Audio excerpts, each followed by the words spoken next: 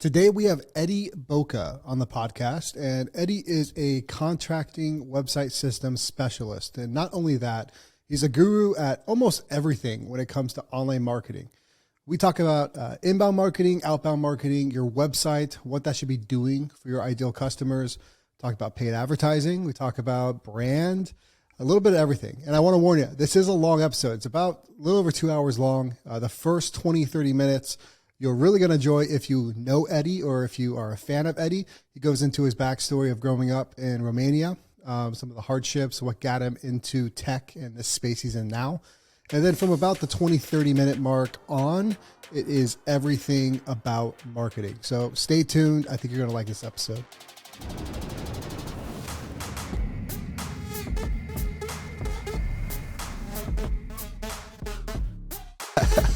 All right, today we have Eddie Boka of Contracting Empire on the AIS pod. Eddie, sometimes known as the Canary Island Jeff Bezos, also is a guru behind the keyboard and doing everything marketing related, website design, development.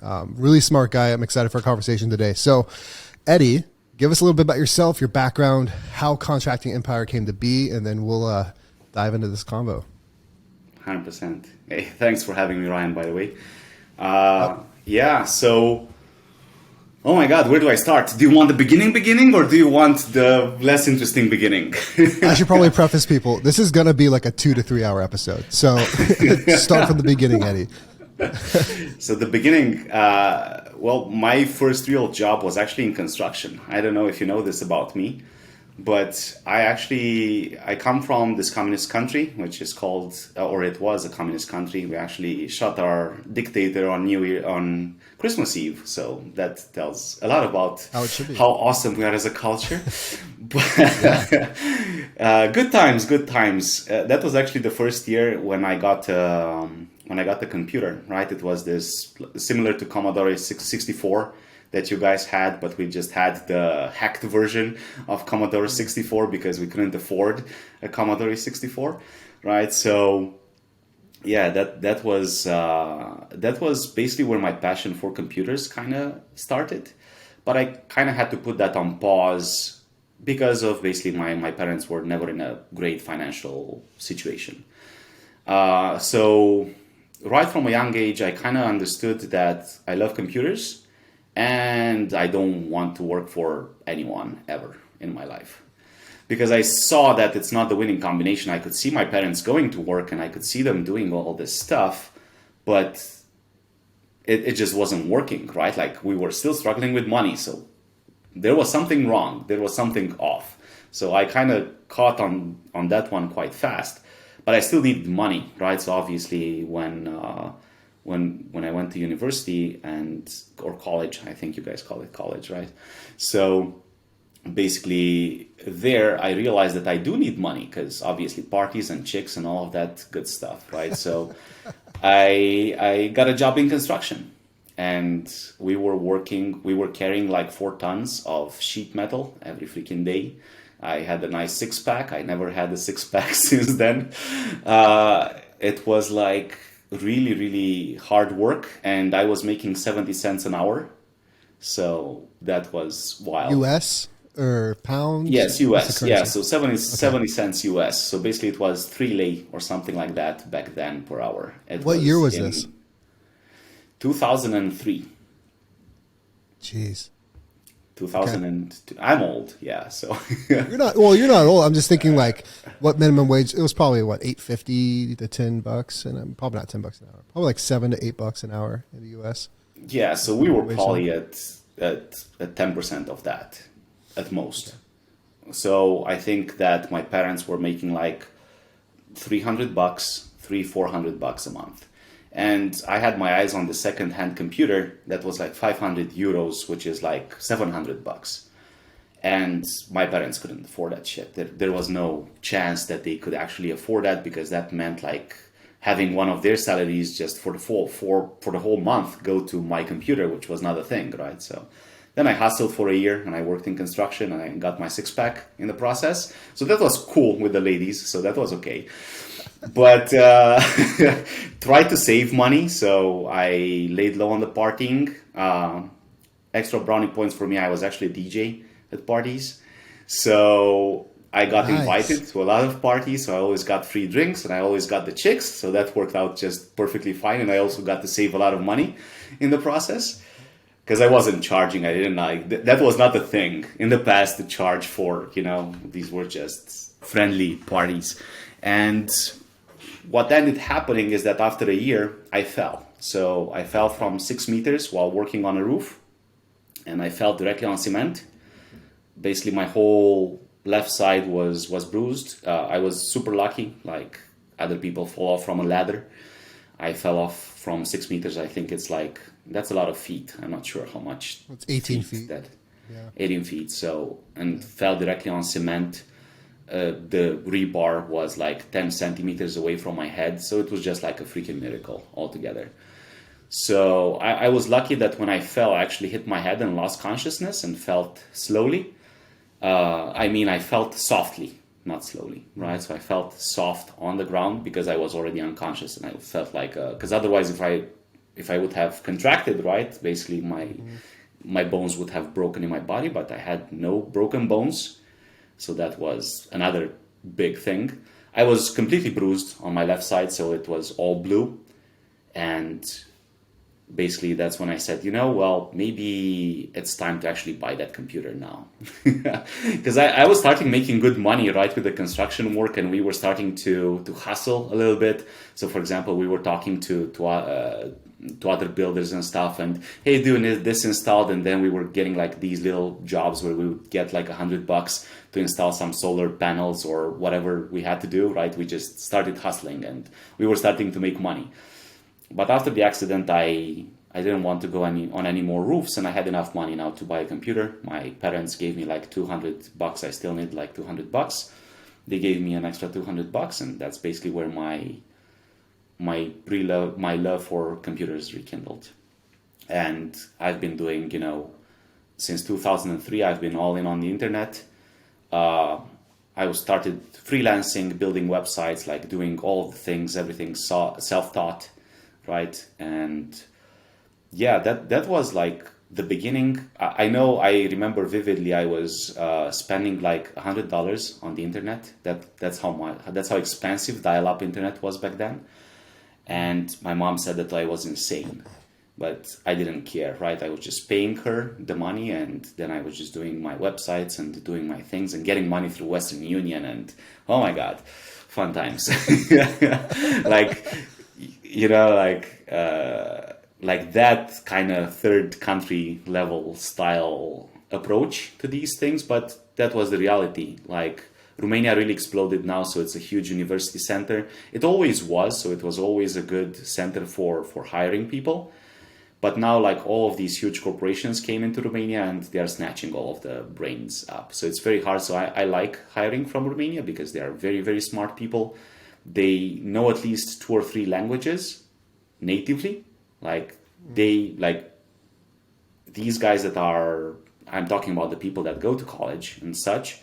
They know English, German or French, and Spanish, like by design, which is insane, right? So, and obviously then they get the skills from college, so they're very, very well equipped to be very productive people, and they also have this working mindset, right? So in Romania we have this saying, "Munca e brățara de aur." So to translate that into English, it would be something like, work is like a golden bracelet, right? So we appreciate work. So for us, like, work is like the top level thing that you can do in life, right?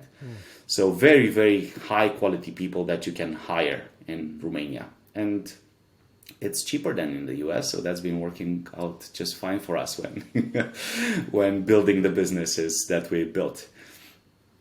Yeah, much cheaper. And yeah, I was reading a Twitter thread about how people are starting to outsource all of their kind of diligent work, the admin stuff that goes on in their companies, to the Philippines and to South America. And it just makes a lot of sense, because like you said, you were making 70 cents an hour when over here we'd have to pay $7 or $8 an hour. It makes a lot of sense to outsource that stuff. Now, Contracting Empire, you guys specifically work with contractors, which I really appreciate. You've niched down in that market. You're a clear industry leader in that market. And I think that, one, I would love to hear the story about how you came up with this website contracting system and what led you to that. Was it your past being in construction, or did you just see a hole in the market? Because that is a huge hole. There's not many contractor specific agencies out there. I think a lot of them are starting to pop up, right, in the space. I see them more and more often. But most of the time it's just agency bros and just people that want a quick hit and people that cold call you to death and they have no idea what they're actually doing. I think our biggest thing in the process is that we were able to combine our knowledge from different industries. So basically, this is where I started, right? I started in construction, but then basically I did freelance for a few years. And we built websites, I built custom CRMs, anything, like you name it. Like we programmed it, we were doing all of these things. And I actually hated both sales and marketing. I thought that marketers are sleazy, and I thought that sales guys are just these, the scum of the earth. I always imagined that Tony Robbins is this, really, really bad person that just does, I couldn't comprehend, right? Basically coming from this environment where we were taught that work is everything. And then you've got these people telling you, well, you need to sell, you need to market, you need to do these things. Like, who are these people and why do they come with different beliefs than us? Like, what is this? Right? And I was always a great builder. So what we did, and this was me and a couple of friends in 2007, we built an online game which had huge success. Basically, this was before Zynga, before Farmville, before the Facebook kind of stuff. And we basically, I don't know if people know, like, it was a hybrid between Diablo and Heroes of Might and Magic. So it was both like a role-playing game. You were playing with a character on the map, and then the fights were like a strategy, like chess, right? And this was way back in 2007, and it just blew up. Like in the first month since we launched, we had diamonds as the digital currency inside the game, and I remember we made like $4,000 with no marketing whatsoever. So that was like insane. After, obviously, because we built it for 1.5 years, the game, right? So that was intense as well. But then we had the falling out in the team. So that was very interesting because one of the team members, so all of these kind of projects and everything that we did came with a lot of lessons in the process. So that was where basically our expertise is coming from. So one was, now I learned how to set boundaries, right, with the team. Basically, I was sustaining the whole project with my money. Like everybody nobody was contributing with the finances. It was only me, because I was making the money from all of the freelancing stuff, and basically all of my freelancing work was sustaining the online game that we were building. And we were like 4 people. So that was... I'm sure those contributions probably weren't tracked, I imagine. No. Where you didn't get that money back. Yeah. Like, because you would think that first payday is like, okay, pay Daddy Warbucks what I put in. Yeah. The biggest problem was that 3 of us were friends. The other one was an employee. The 3 of us were friends, and we actually ended up shutting down the game because we had one of the friends was always against what we were thinking and what we were doing, right? He always had other ideas, and he always wanted other things, and he was saying that he's being oppressed and all this shit before wokeness was cool. And it just became super frustrating, and we couldn't kick him out. Because if we would have kicked him out, we would have lost a friend, but we would have kind of saved the game. And what happened, we shut down the game, and then we ended up losing all of the friendships as well. So we took the worst hit of them all just because we didn't cut him off at the right time. So that was our first huge missed opportunity. Then in 2012, we actually built Canva.com, or at least similar to Canva.com, because Canva came in 2013. We used another technology, we used other things, but here was the catch, because once we built this Canva copy, although I couldn't say that it was a Canva copy because Canva did not exist back then. So actually Canva copied us, but I didn't know how to market it. I didn't know how it was called back then. I didn't know that I needed marketing. I didn't know that I could reach out to investors. I didn't know any of this stuff, right? I was just, a guy in Romania in 2012, had no freaking clue of the opportunities that are out there. And this is where I missed out and started later on connecting the dots, because what Canva did, they launched in 2013, got the $5 million investment, went to the Philippines, hired like 50 people and blew it up. Mm-hmm. And one year later, they got Guy Kawasaki as the marketing evangelist on the team. They just went. They had a clear vision. They knew exactly what they were doing. So that was how we missed the mark on Canva. And what happened even after that one is that we said, okay, the product wasn't good. So I rebuilt the product from scratch in 2015. But by this time it was too late, and I actually realized that I'm a great product builder. I completely suck at marketing and sales. Well, the execution. I just looked up, I hate to do this to you, but $54.5 billion market cap. Yeah.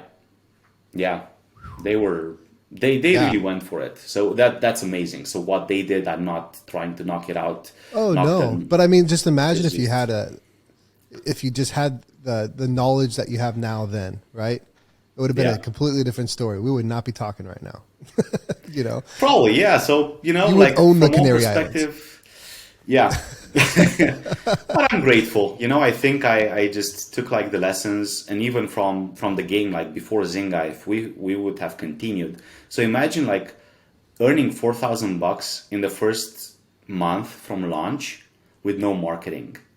It was all word of mouth. Like people were talking about us. We were like in forums and like 10,000 upvotes, and because there were forums back then, that you didn't have Facebook and sharing and stuff like that. Like people were talking about the game in forums. We were approached by all sorts of huge publishers back then. Hey, publish through us and we'll help promote your game and stuff like that. So it could have been, we could have been bigger than Zynga even then. So we definitely missed at least 2-3 huge opportunities like this one. Mm-hmm. And I think this is actually the other thing that people don't talk about is, delaying gratification.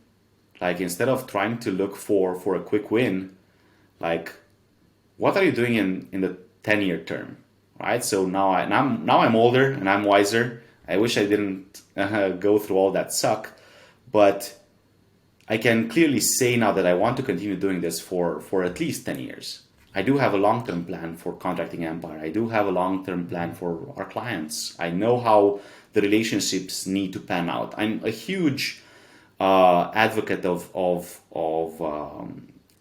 being obsessed with clients. So I'm all in on the Jeff Bezos train in that regard. So not only are we bald, we are also in alignment to when it comes to how we see clients, right? So just if you obsess about the clients and you deliver a good product, like that's why nobody can actually come close to what we're doing over at Contracting Empire, because nobody's willing to do the crazy stuff that we're willing to do.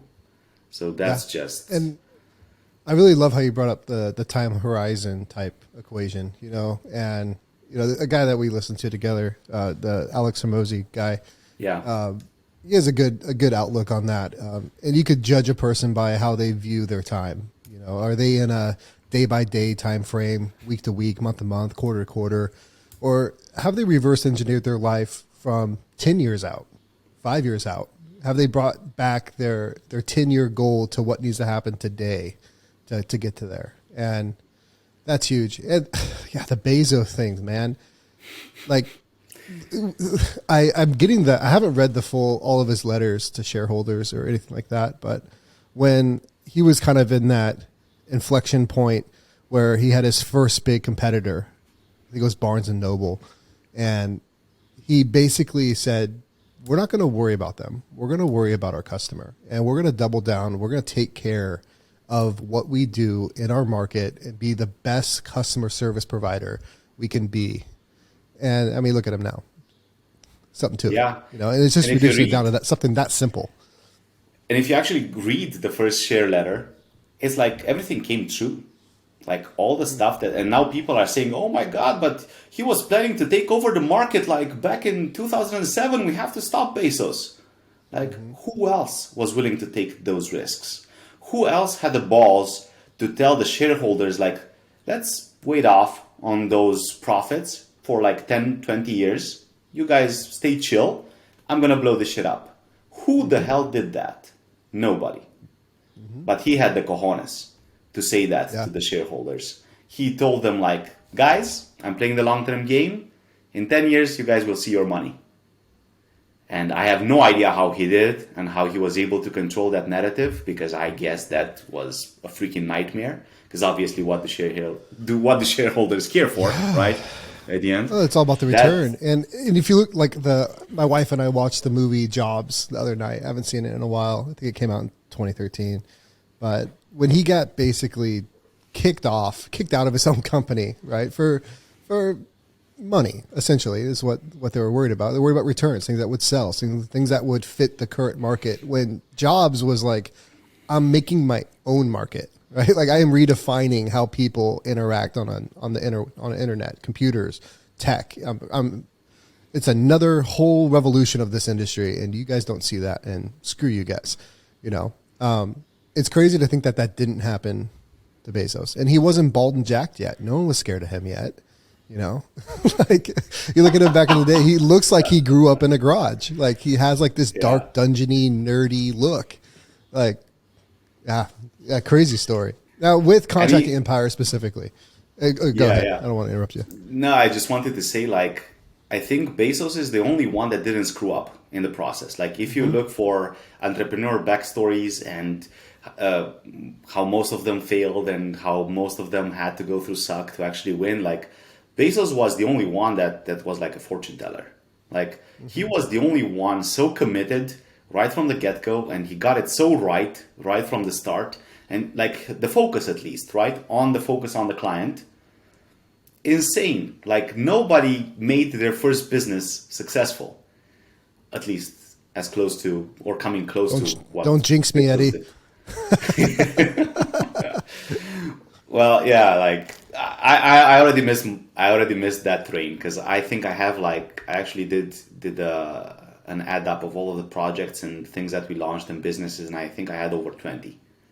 Yeah. And that's basically going to Contracting Empire, and what you were saying is this is how we can actually get results that nobody else can get, is that we are combining the industry experience from all of these other areas.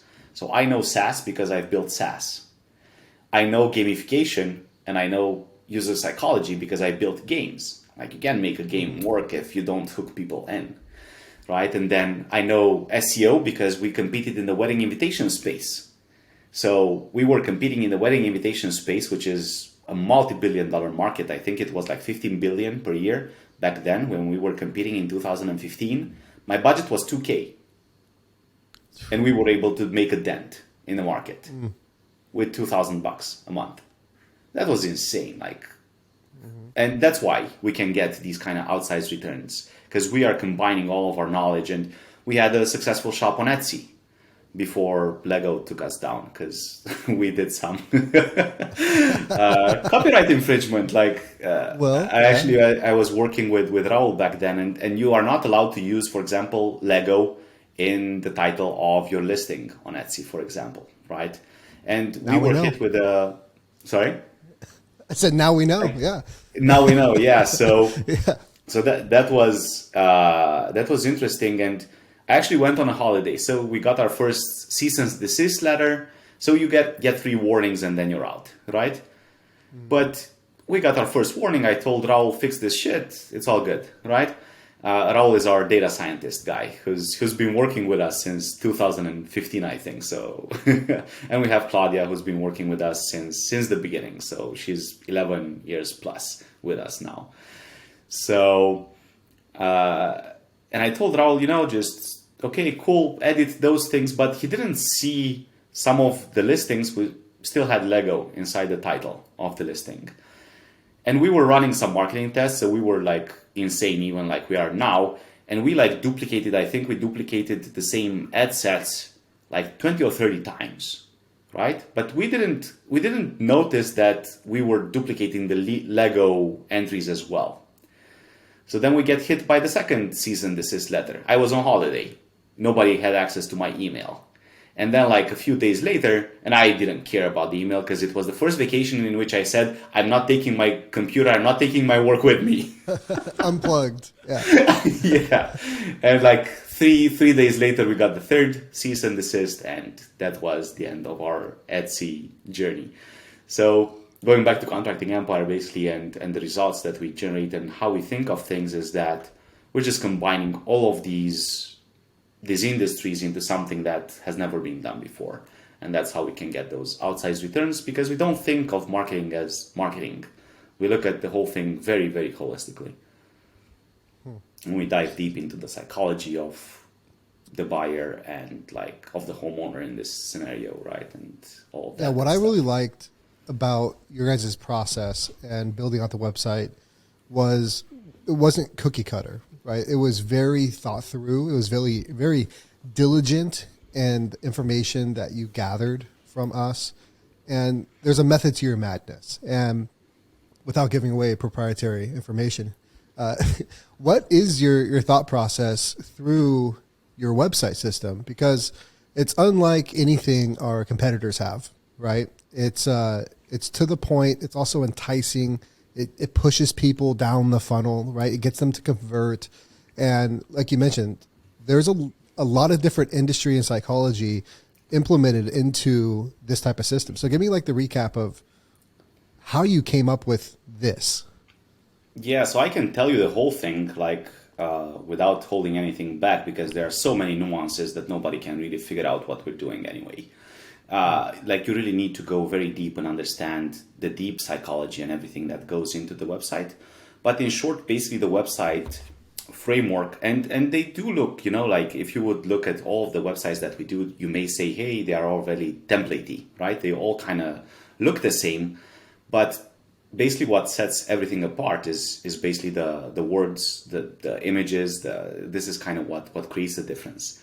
But going through what makes the framework tick is basically two big things, right? So one is something that was actually created by a guy called Flynn McLaughlin. So this guy has been doing conversion rate optimization for the past 40 years. So they did marketing. So they did over, I think, there are over like 20,000 marketing tests. It's like, they're like very, very crazy when it comes to testing and stuff like that. And they had accounts like Amazon. They had all of the big accounts. Any big company that you know in the world has probably been one of their clients. MacLabs is the company that Flint has. And he has this process, and it's available online, and you can actually find it. It's basically, and his thought process goes that they've been working for 40 years to find out and figure out what makes people say yes. And they boiled it down to like 8 micro yeses that need, like the homeowner has to go through 8 micro yeses, right? So subconsciously, they already have questions in their mind. So when they experience a website, right, because they're not just browsing through a website, you're basically experiencing the words, you're experiencing the imagery, right? It evokes an emotion in you. It has to, all of those 8 micro yeses have to have a yes. So then they actually give you the big yes, which is actually giving you departing with their personal information. Not the money first. First, like the whole reason for the website is to get the lead. Then basically you come with the sales. So, and it's not only the lead, you also want to warm up the lead, right? So you want to educate the lead in the process so they become more aware, both of the service and of what the company does.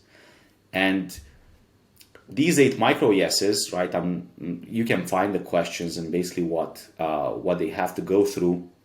But there's also a formula, right? Or a heuristic, as Flint calls it, which is composed of the motivation, of the homeowner that's experiencing the website, then the value proposition that's presented on the website, then the incentive that they get to actually move forward, the friction that they have to go through to actually, create that transaction with you, and then the anxiety that they would be getting, right? They can get anxious in the process if you give them too many options. If you get you can create decision fatigue, you can create all of these things, right? So these are the big pieces when it comes to the website framework that we try to touch upon, right? We want to increase their motivation. We want to have that value proposition be very clearly specified so that they know they're in the right place and that you are the right company for them. We want to provide that incentive for them to move forward. Even with the pricing, right? This is a huge debate online. Should you have pricing on the website? Should you not have pricing on the website and stuff like that, right? Mm-hmm. Well, it depends. Do you want to pre-qualify? There's no right or wrong answer. It really depends on how you want to pre-qualify your prospects, right? You can pre-qualify them by elimination, and then please, by all means, just put the prices on your website and you're good to go. Basically, you eliminate people from the flow. Or you can do it through education, right? We present a case study. We present another similar project to what they're thinking of doing. And then they come to the conclusion of kind of what the price is. They get to their own conclusions, right? Even in the sales calls or whatever you do. If you tell people, buy my shit, it's 50K, buy my kitchen remodel, it's 50K. Who's going to go with that? Maybe a few people. But then, right, how many people are more likely to actually become a client when you spend the time to educate them on all of that? So, which is necessary, especially in a service industry. 100%. Yeah, you can't. It's way different than a price per product type situation. I can't just be like, hey, here's my cold brew. This is $4.50 in Turlock. It's also $4.50 in Seattle. There's no value aside from the delivery of the product. Where service industry, and what I really enjoyed was going through these previous projects with you and your team, saying, well, this project was $150,000. Most people, when they're calling about a kitchen remodel, unless they've had a previous experience, are not expecting a $150,000 price tag.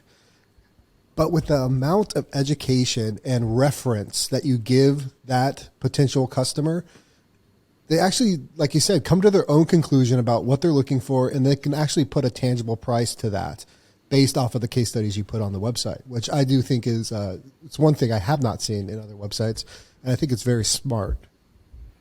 Very smart. And thank you. We also do some other cool stuff, right? So obviously we do both screen recordings, and in the beginning we actually did user recordings as well, right? So we were literally doing recordings through a webcam, through the user's webcam, how they interact and how they perceive the website, right? And where they're eye tracking and all of the cool stuff that Amazon was doing back in 2007. So we were doing that last year to actually, when we created the foundation for our system, and then obviously that's just the base, and now we always evolve. But what we've seen there is that people were trying to do the math in their head. So instead of just seeing a price, which is the price, they were trying to figure out the price per square foot. Exactly. It's insane. They were trying to figure out the price by themselves. It was fascinating. Well, they were thinking, because we were asking them, right, what do you think? How did you think about that? How did you perceive that? And they were thinking, well, I was thinking if I don't really need new custom cabinets, I could just go with semi-custom cabinets. And right, they were doing the math by themselves to actually lower or increase the price to their needs. It was insane. It was that kind of moment for us. We said, yes, this is the right way. If we want to actually not cut out people from the funnel, but actually educate people and get them more aware, this is going to be it. And then we actually got the backup from both Flint's system, and we also collaborated with another guy, which we paid quite nicely.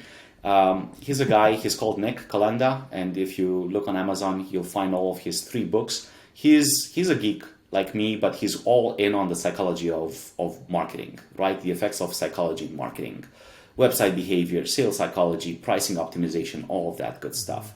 And he our initial framework was basically, Flint's flow through Nick's perspective, and then me coming in and combining all of the things in it.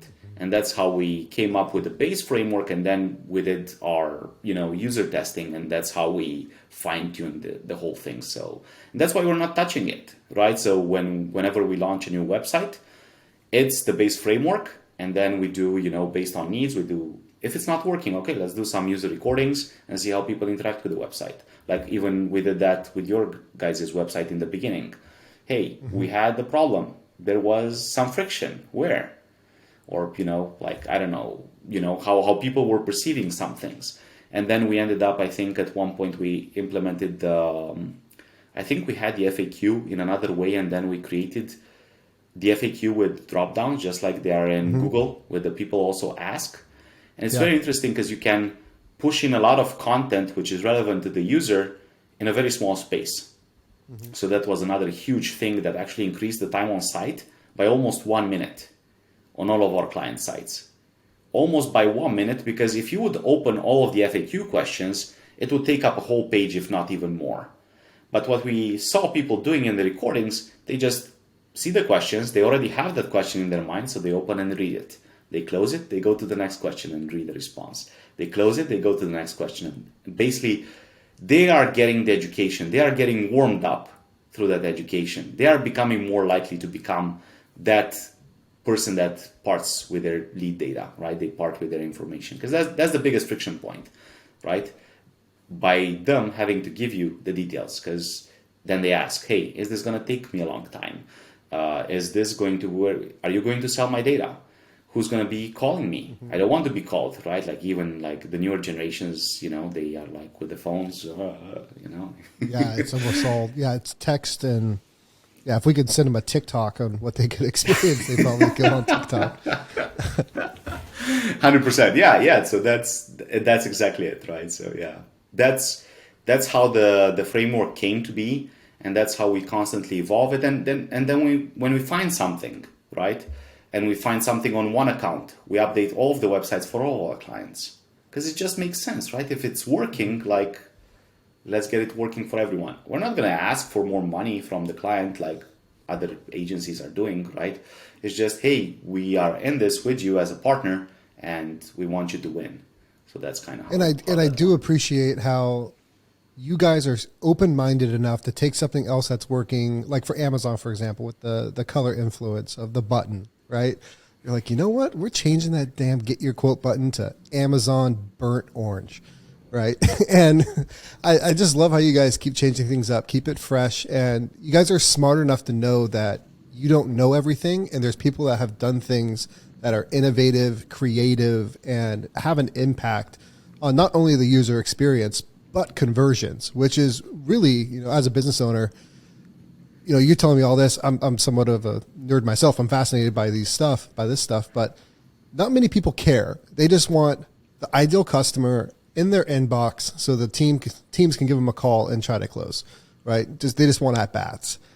And you guys are always changing things up to get us more at bats. And that's what I really appreciate about your guys' system and about our phone calls that we have, is it's always solution based. It's always forward thinking, open-minded, transparent, and it's oriented around your customers, and you're always changing it for your customers. And I appreciate that.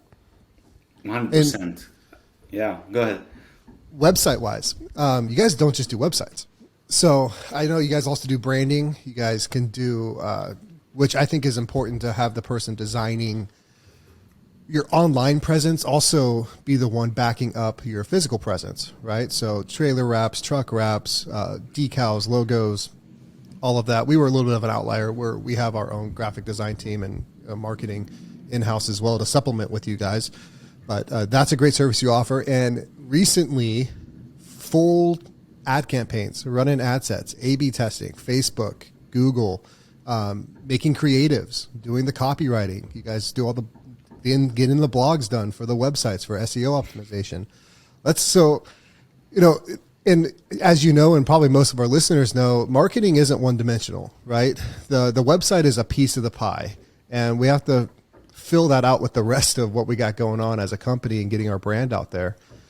What are you guys doing on this is a little off script here, but just in flow of conversation, what are you guys doing with your ads? And what's the big influence behind your creatives, your copy, and how are you getting in front of that customer?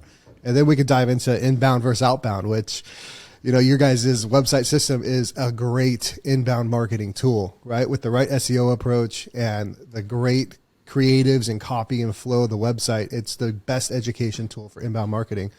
But let's dabble into that ad space a little bit. Give me your thoughts. I think we can talk about the whole marketing thing. So first, I think it's about looking at the whole system holistically, right? Mm-hmm. So when we look at marketing, when people talk marketing, I don't think people know what marketing really is, or where to actually start, or what's going on with that, right? So as you've said, basically ads is just one piece of the puzzle. Mm-hmm. So we have basically 3 core services that we offer, and we don't really want to. It's actually 2 core services that we do. So our core at heart, it's all about the website, and it's all about the local stuff, about the SEO stuff. And then we added on top of that branding, because we actually had another project which was called Gilded Vector. We built over 2,000 brands there. So we know branding, right? And it's not only logos, like full blown on brands, right? So I think, and I see people, right, all the time giving opinions and ideas of what a brand is, and talking about branding and brands here and brand there, and you should have a strong brand, and you should have, what does a strong brand mean, right? So I think like the biggest thing that people bypass completely, and this is huge value for the listeners, is if you're starting now contracting business, focus at least a week on getting a name for your business and getting the name right for your business. It's so important. It's insanely important, because you are going to say your business name over the phone. You are going to say, so I was having a conversation with a contractor the other day, and they had like this super long domain name. Just saying that over the phone. So, Gypsy Kings Contracting Remodeling LLC.com, right? When you say that over the phone, like, yeah. Oh my God, right? You have to think of these things, like the name of your business, right? When talking about brand, has to be instantly recognizable. Like people need in the first 3 seconds to know what you're about.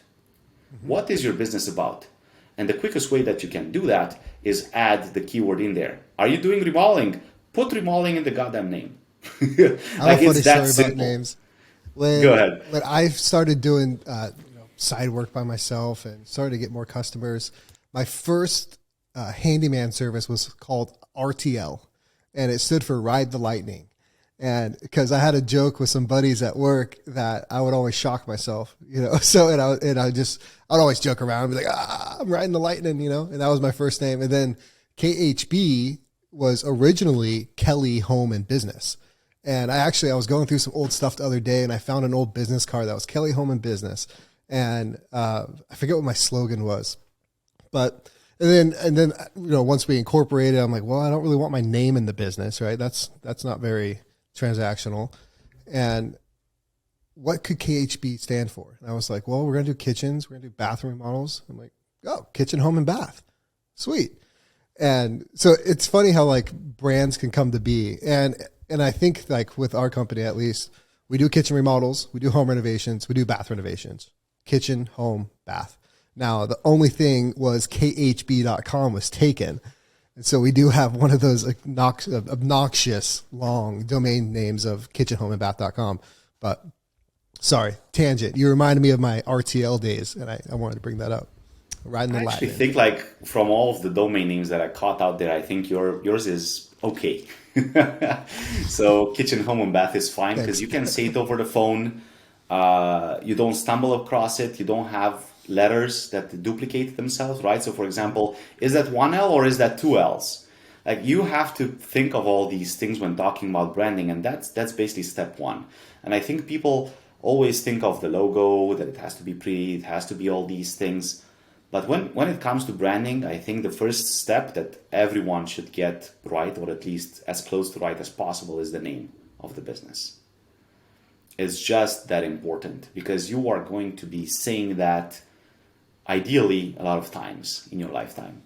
You know what I saw funny the other day? I was doing some competitor research in our new market, and this is something I didn't bring up on earlier before the podcast recording, but I found someone called Near Me Construction, and I laughed my ass off. I was like, "What a great idea!"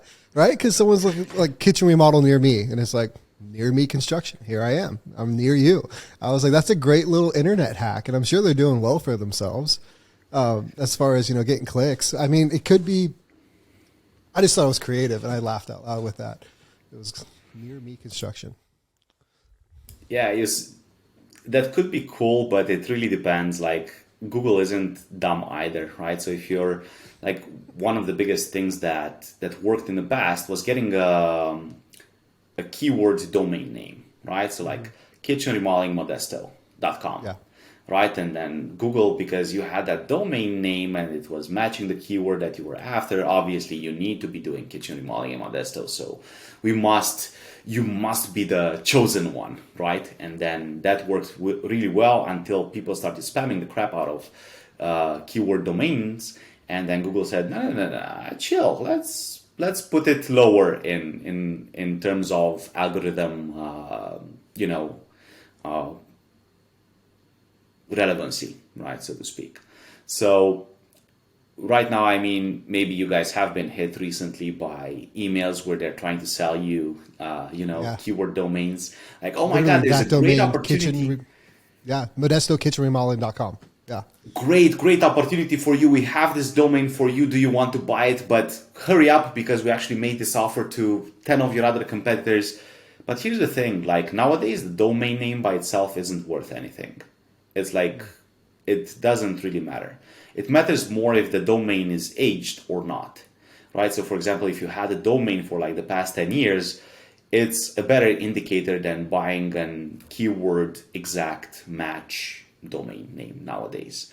So also, here's another tip for our listeners, right? If you buy a domain name, what can actually set you apart from spammers and actually give you a little bit more love in Google's eyes is to buy the domain name for a longer period of time. So you can actually, if you're with GoDaddy or Google Domains or Namecheap or your preferred registrar, you should have the option to expand. And I have somebody drilling holes. Hopefully you can't hear that. Can that be heard? Okay, so yeah, we've got okay. Benny Benassi. It's authentic. It's now a construction podcast. Yeah. It's now a construction podcast.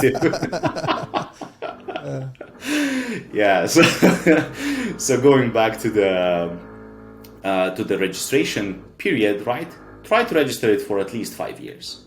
So you're not going to be spending $12. Now you're going to be spending $60 for the 5 years. But in Google's eyes, you're less likely to be a spammer just because you've registered your domain name for longer. So this is another useful tip for people if they want to if they're really serious about the business in the first place, right? You can still buy a throwaway domain and then try to do shady stuff, although Google will catch you. So like Musk. It's never long lived.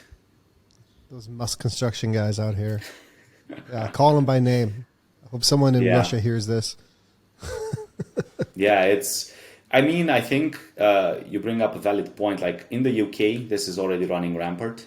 So especially in the super high competitive areas like locksmiths and plumbers and stuff like that, like the real legit contracting companies can't even touch it. It's all a battle between lead sellers, right? Because what they do, and it's a big thing in the US as well nowadays, and it's becoming even a bigger problem as we're moving forward. People basically, there's this business model called rank and rent. So what people do is they get a cool domain name and they build this fake contractor website, and they get it to rank it on Google because obviously contractors aren't doing marketing enough for themselves. And they rank and then they sell you the leads, right? So they basically get in touch with you, and you're basically renting the website for like $1,500 a month, and you are getting all of the leads from that website. But it's just like an ad channel, right? So if you stop paying, basically they take your phone number out or your the form doesn't submit to you, right? They just replaced you and they own the asset. And this is one of the biggest things that we want to do with our business for the clients that we're taking on, which is a very limited number. So I told you this, but we want to keep this business side of things very small. So we want to keep this at 60 clients, and we're very close to that number of clients. So coming from a guy who didn't do marketing or sales, I love it. The scarcity. There's only a few spots available. Sign up now. Yeah, I mean, I'd love to say that it's fake, but it's not. Basically, the whole idea is here is the only way that you can scale an agency is through people. Mm-hmm. So that is always something that creates a huge communication bottleneck in agencies. The more people you hire, then the more people you need to hire to manage the people that you hire. So it becomes this thing where you end up, you just become babysitting a lot of people. So I want to keep my team to below 20 people, but with those 20 people, all A players that know what the hell they're doing, and just we blow stuff up for our clients. That's all I care about, right? Full on client success. Yeah. That's the game for us. I want to backtrack 1 second to brand. Yeah. The definition of brand. Give me your definition of a quality brand. You become instantly recognizable. Instant recognition, right? You see a red can, even without anything on it, it's instant Coca-Cola. I was talking to somebody the other day, and she was like, dude, I felt the need to buy a Coke bottle this Easter. And then they actually connected the fact that we were, like, literally after communism, we were bombarded by corporations in Romania. And obviously Coca-Cola was one of them. And each Christmas and each Easter, they were like literally all over the ads on the TV. And we were just happy to have a TV. Like, we had a black and white TV. Like, we were balling, bro. So even if that was, we had the connection even from back then from Coca-Cola. And 30 years later, you go to the shop, even if you don't drink Coca-Cola, because she isn't drinking Coca-Cola normally, and she went to the shop and bought a bottle of 2 liters of Coca-Cola for Easter. Because she's been bombarded by the ads like 30 years ago. Can you imagine, like, that's the strength. That's the instant recognition. Like, what do you associate sports with? It's like Red Bull. Like, Red Bull is all over that place. Like, it gives you wings. It's bullshit. It's, it's water with sugar and, You're drinking one. I saw it, yeah. Caffeine. Yeah, without sugar. So, it's crazy. Like, it's insane. But that is the connection that we do, right? It creates this emotional connection to the user, right? And that's what we want to create with the brand. We want to create that emotional connection. Like, brand is not logical. Brand is, when we talk about... People don't buy off logic either, right? And I think that 100%. Was what I was 100% looking for was, and my idea of a brand is that a brand elicits a desired emotion from that person interpreting it, right? Like Coke and their freaking polar bears, man. Those freaking polar bears... Every Christmas, I love those commercials. Budweiser and their horses and the Nike, right? And the inspiration behind, anyone is an athlete type of mentality. Like, I feel like the emotions that your brand elicits from someone, whether that be, through what we're going to talk about in a second, outbound or inbound types of marketing, getting in front of that customer is so important. Like, when I can't wait for like 5-10 years, and I'm sure this would be a cool study for you guys to do a survey with and in your companies of what type of emotions KHB elicits from its previous and future customers. Because I run into people now like, oh, I saw you on YouTube. If I go to Home Depot, I could talk to some guy there, and somehow they're seeing our videos, and that's great. I would love to know what that made them feel like, right? Getting into the psychographic of that person and seeing how we can even get better at our inbound educational content, and our outbound copy and creatives. So yeah, I think that was a great answer for a brand. I agree with you 100%. The other big piece of brand, like besides the emotion, is the trust factor that it brings along with it. Like it's instant, and this goes back to KHB itself and what it is. Like the things on the website and everything, how it's designed, it's meant to tap into that trust. It's meant to go into all of the aspects of trust, from the inside that you don't see, right? Which is, intent. What's the intent of the contractor? How's the integrity of the contractor, right? You don't really see these things on the surface, but you can communicate them through your values. You can communicate them through your words, through the copy, right? Like how we have the copy on the websites, right? It's about your business's core values, but at the end of it is what's in it for them with those core And the values. other thing with the way it was built was in our words, right? Because the biggest disconnect between marketing and the rest of your company is that the rest of your company isn't backing up what marketing is saying you're going to do, right? So what I loved about the almost the pre-qual that you guys did with us was, hey, tell me about your ideal customer. Tell me about this project. Tell me about your sales process. Tell me about your business in your words. And the copy that people are reading, and you're building trust and rapport with that customer before they're ever on the phone, they're listening and reading our words. And then they get on the phone and it's regurgitated back at them. The same trust building type of language and communication. And it's really a full little ecosystem you create around that brand of trust and eliciting emotions that are desirable for your company. And then having sales, operations, and even HR and admin after the fact, keeping up with those brand words. That's why brand words are so important. That's why if there's a disconnect between your marketing and the rest of your company, your marketing is probably not going to be that successful because they're reading one thing and they're getting something else. I 100% agree. That's it. Like you could try to simplify it and you could try to say something else, but when you draw the line, that's basically it, right? So that is the biggest thing behind it. That's it. And the other thing, this huge disconnect that's happening in the businesses, and not only in contracting businesses, in all of the businesses in the world, is this disconnect between marketing and sales.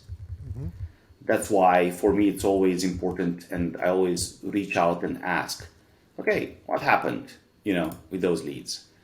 Where are they in the process? What is stopping these guys? It's not that I'm nosy or, I just need to align and to see, okay, are we increasing the cost, the cost per lifetime value of the client, right? Are these clients closing at a higher number? Are these clients more of the clients that we want? And obviously you can test very fast with ads, going back to ads, and you can then implement that back into your copy and website and all of that stuff. So what works, basically do more of the stuff that works, in short. Yeah, and that is a perfect segue, Eddie, into what I want to talk about next, the inbound versus outbound marketing approach and the full picture of a marketing strategy inside a company like ours. And with what you said, I've been a big fan of the phrase starting with the end in mind lately, being very intentional about today's steps, tomorrow's steps, this week, this month, this quarter, to get to our annual, our 3-year, our 5-year, our 10-year goals. And same thing in marketing. I have a group of great customers that I want in front of me, and reverse engineering how we got them, like job's done. Let's go all the way back to where they came from, right? Came from marketing in one way or another, whether that was an educational video that we shot and put up on YouTube and Facebook, Instagram, or whether that was a retargeting campaign of someone. Like we actually just had a customer that looked at our website of like September of 2022, right? Saw our website, visited, I think 6 to 10 times, left, came back March of this year, and we closed. Now, obviously something happened there in September of 2022 that elicited an emotion, right? Whether that was maybe a retargeting campaign that after she left our web page, because she went to the form, didn't fill it out, she left. I know we were hitting her with that retargeting campaign for the rest of her life, right? Until she clears her cookies, like we are after her. So now the answer to the question is you need everything, right? You need inbound, you need outbound, you need to have a full, complete strategy. Break down that strategy. And does anything take precedence for you in your marketing strategies that you have a weighted advantage on? That is a phenomenal question, right? And I think this is one that a lot of contractors struggle with. And where do I start, right? Why do I need marketing, right? Yeah, exactly. Hey, I have all the referrals in the world. Why do I need these scammy guys that come with these persuasive messages? And exactly how I was thinking way back in 2000 and something, right? I was thinking that all marketers are liars. All marketers are just these scammy group of people that just want you to buy shit. Which isn't necessarily very far from the truth, but there's more layers to that, of course, right? So thinking of the system, of the marketing system altogether, I like to look at percentages, like how much of a percentage of marketing is foundational and what is actually useful to grow and what is useful to scale, right? So there are levels to all of this. Like I think the biggest mistake that people do is they try to do all the things, or they hear that, social media is cool and social media works, and they go all in on social media, and then they say, social media doesn't work because they don't understand how everything ties into everything. So what we like to start out with is always brand, right? So that is the first thing. And most of all, not even the logo or any of that part, is just the name. Is the name right? So that is foundational. That is a core piece. Logo, if you don't have the money for a logo, don't get a logo. Just write the name of the company and you will be just fine. You can roll with that until you make a decent profit. You don't need a fancy logo. You don't need to drop $5,000, $20,000 on a brand just so you have a nice logo and then your business goes bankrupt because you just spent all your money on the wrong things. Now, find a good name that's easily pronounceable over the phone, and you can get a good domain name for it, and that should be requirement number one, foundational. Second foundational step would be the website. And I'm saying foundational because there are obviously a lot of websites out there. We did a study on over 200,000 contractor websites when we started out. And this is not an understatement, right? This is exactly what we did, and this is how we approached the market to see exactly what we are up against, right? And everybody has a website, but is the website really doing what it's supposed to be doing for you? Does the website load fast? Does the website convey the message that you want or your offer or something that you're promoting? Does it convey, the image that you want the homeowners to be attracted to? Does it elicit that emotion that we were talking about, right? So does the website, is it creating anxiety and friction? Or is it, or does it have a strong motivation and incentive for them to move forward with you, right? For example, for Windows websites and stuff like that, you can see Renewal by Anderson or Champion Windows or whatever kind of window company that you have, they have the same offers. Buy two, get two free. 50% off your windows. Buy your windows now, pay next year, and so on and so forth. They all have the same regurgitated stuff. And this is where contractors, the smaller contractor, can actually win. Because you can come with stuff that doesn't scale that these big companies wouldn't touch. Mm-hmm. So I think that there are layers and levels to this, right? So if you are a small company, up till 1 mil, you should be very high touch at that point, all in on your customers, doing all the things besides building. You should try to, unless you like building, but then you basically have to delegate the leadership stuff that you are going to have to, I think that's actually the first step when growing a business, is when you realize that you're capped off by yourself and you have to start delegating stuff. You have to give up ownership to someone else. That is really messes with people's minds. That one messed with mine as well. I think I was pondering this for 2 years because I was this huge perfectionist guy. I wanted everything to be perfect. And then I realized, 80% is good enough. Let me just delegate this because I just don't have time to deal with this. And that's when things actually started to explode for me. And then, but going back to the framework, right? Because obviously I can talk about even the levels of the business, and maybe you want to get back to this later on. But going back to the marketing systems, the website is very important, right? It is going to create those authority and expertise and trust signals to your homeowners, not only on the website, but off the website too, in Google, if done right? So we have, for example, clients where they came on for a website, we launched the website, and they started turning the map green, especially in more rural areas. Because nobody, like the competitors, aren't doing anything there.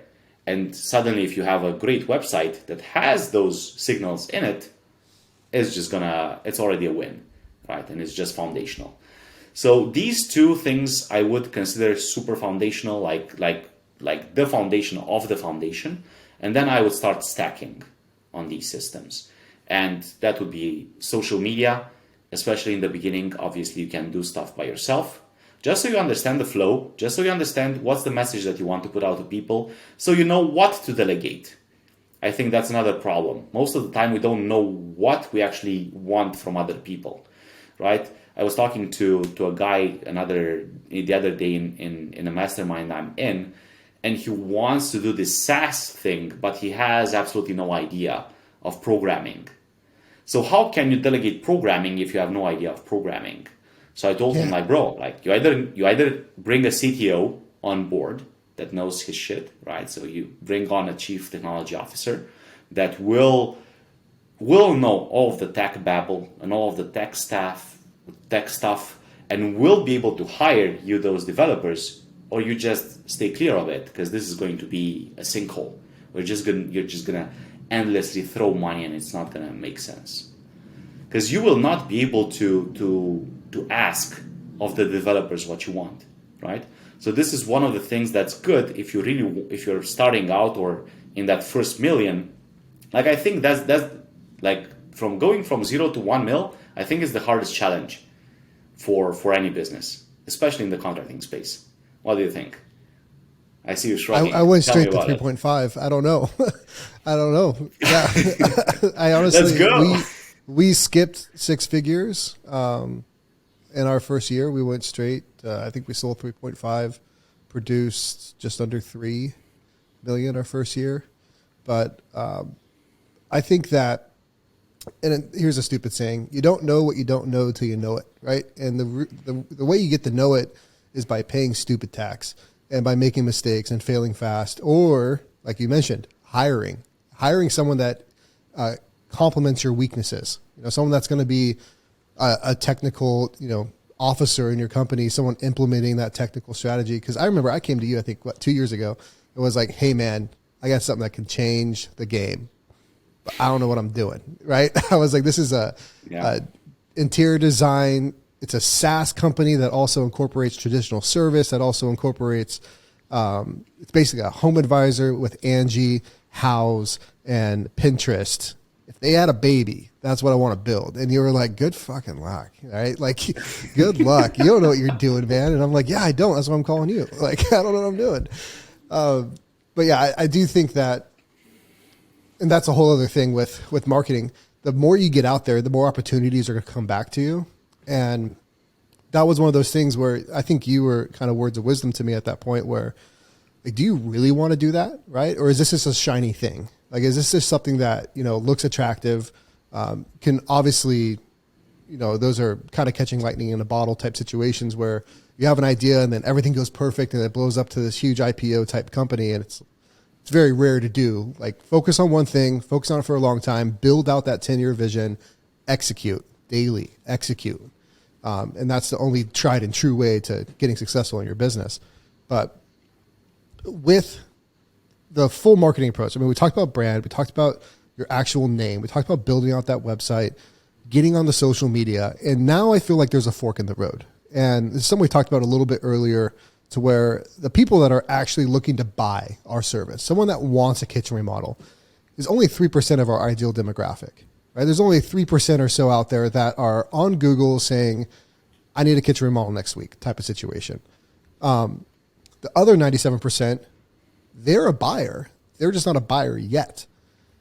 And our company, we really focused on inbound marketing, educational content, really nurturing our ideal customers that are out there that just aren't ready yet as the information authority in our space, in our current market, to where when they are ready, they give us a call. And, you know, this is year 3. We're just now seeing the fruit of that. It took 3 years, right, of videos every single week. We were putting out 100 and something 8 pieces of content a week.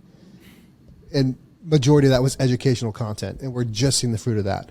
Now, on the flip side of that, that's inbound. Outbound, we could have a great creative, great copy, great call to action, really entice that buyer to move forward and get some immediate return on that potentially. Now, I almost feel like you can't have one without the other. And this isn't a complete thought. I'm still working through this. I'm in the thick of this, right? I don't think you can have one without the other because you can't have outbound marketing attack strategy if you have no social proof, if you have no reputation, if you have no longevity in your business. But you also can't you can't really have a business without hot leads coming in the door to actively close, to perform your service on. So what's first, the chicken or the egg? Do we focus on educating our customers, nurturing them? Do we have a mix of both? What do you feel like is the most important strategic way to go about marketing campaigns? I think obviously the answer to that, which is it's very loaded, right? It depends. It is. And it does. It depends a lot on cash flow, right? So what is the cash flow of the business? So how can you sustain a marketing system without going bankrupt until it creates a positive ROI for you?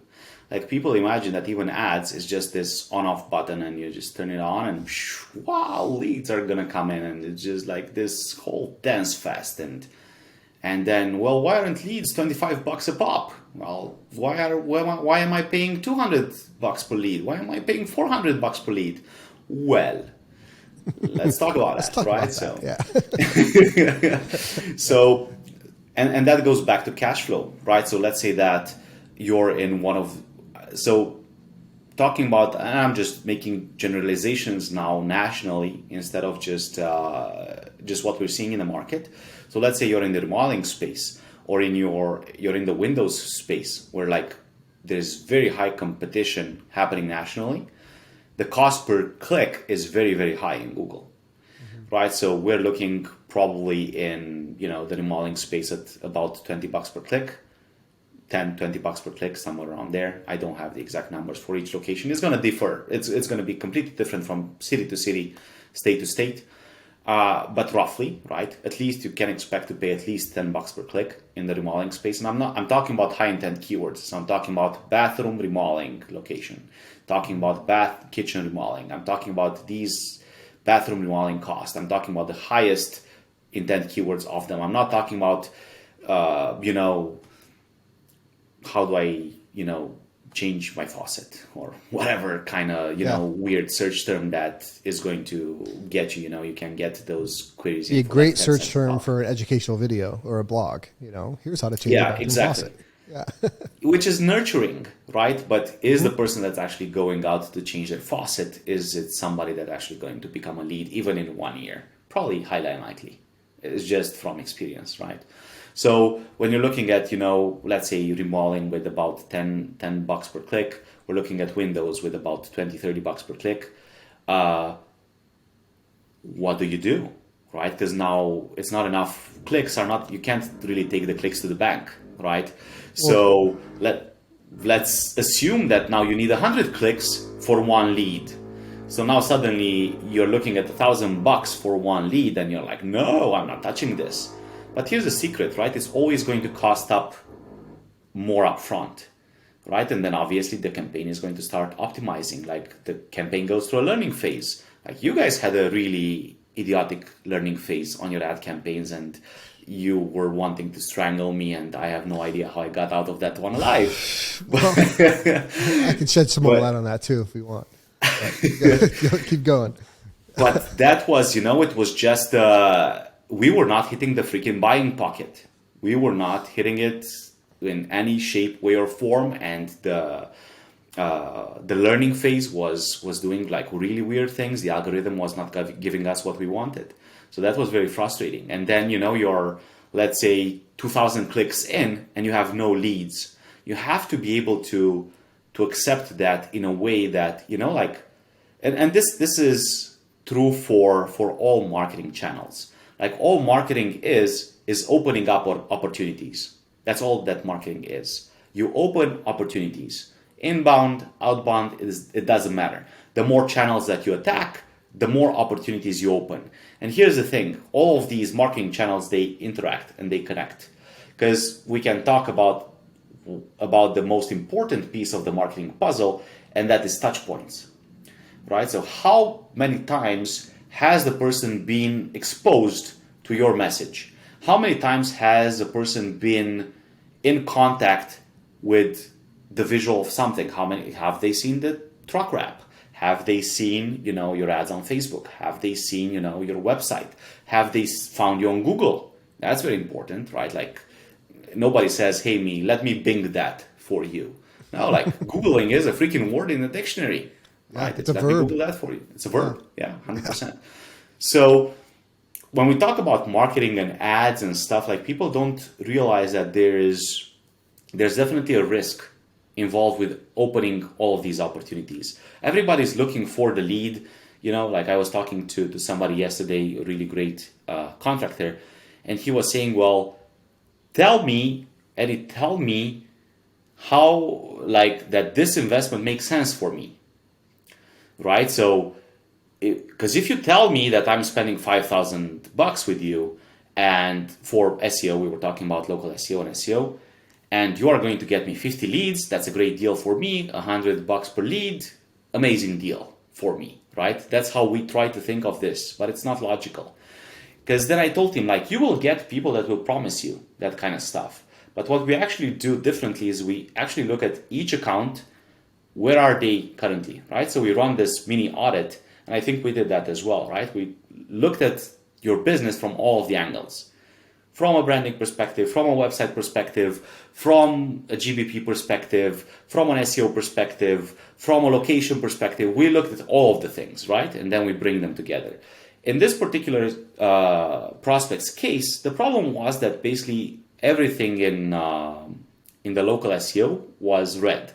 So they were not even in the map pack anywhere on the map.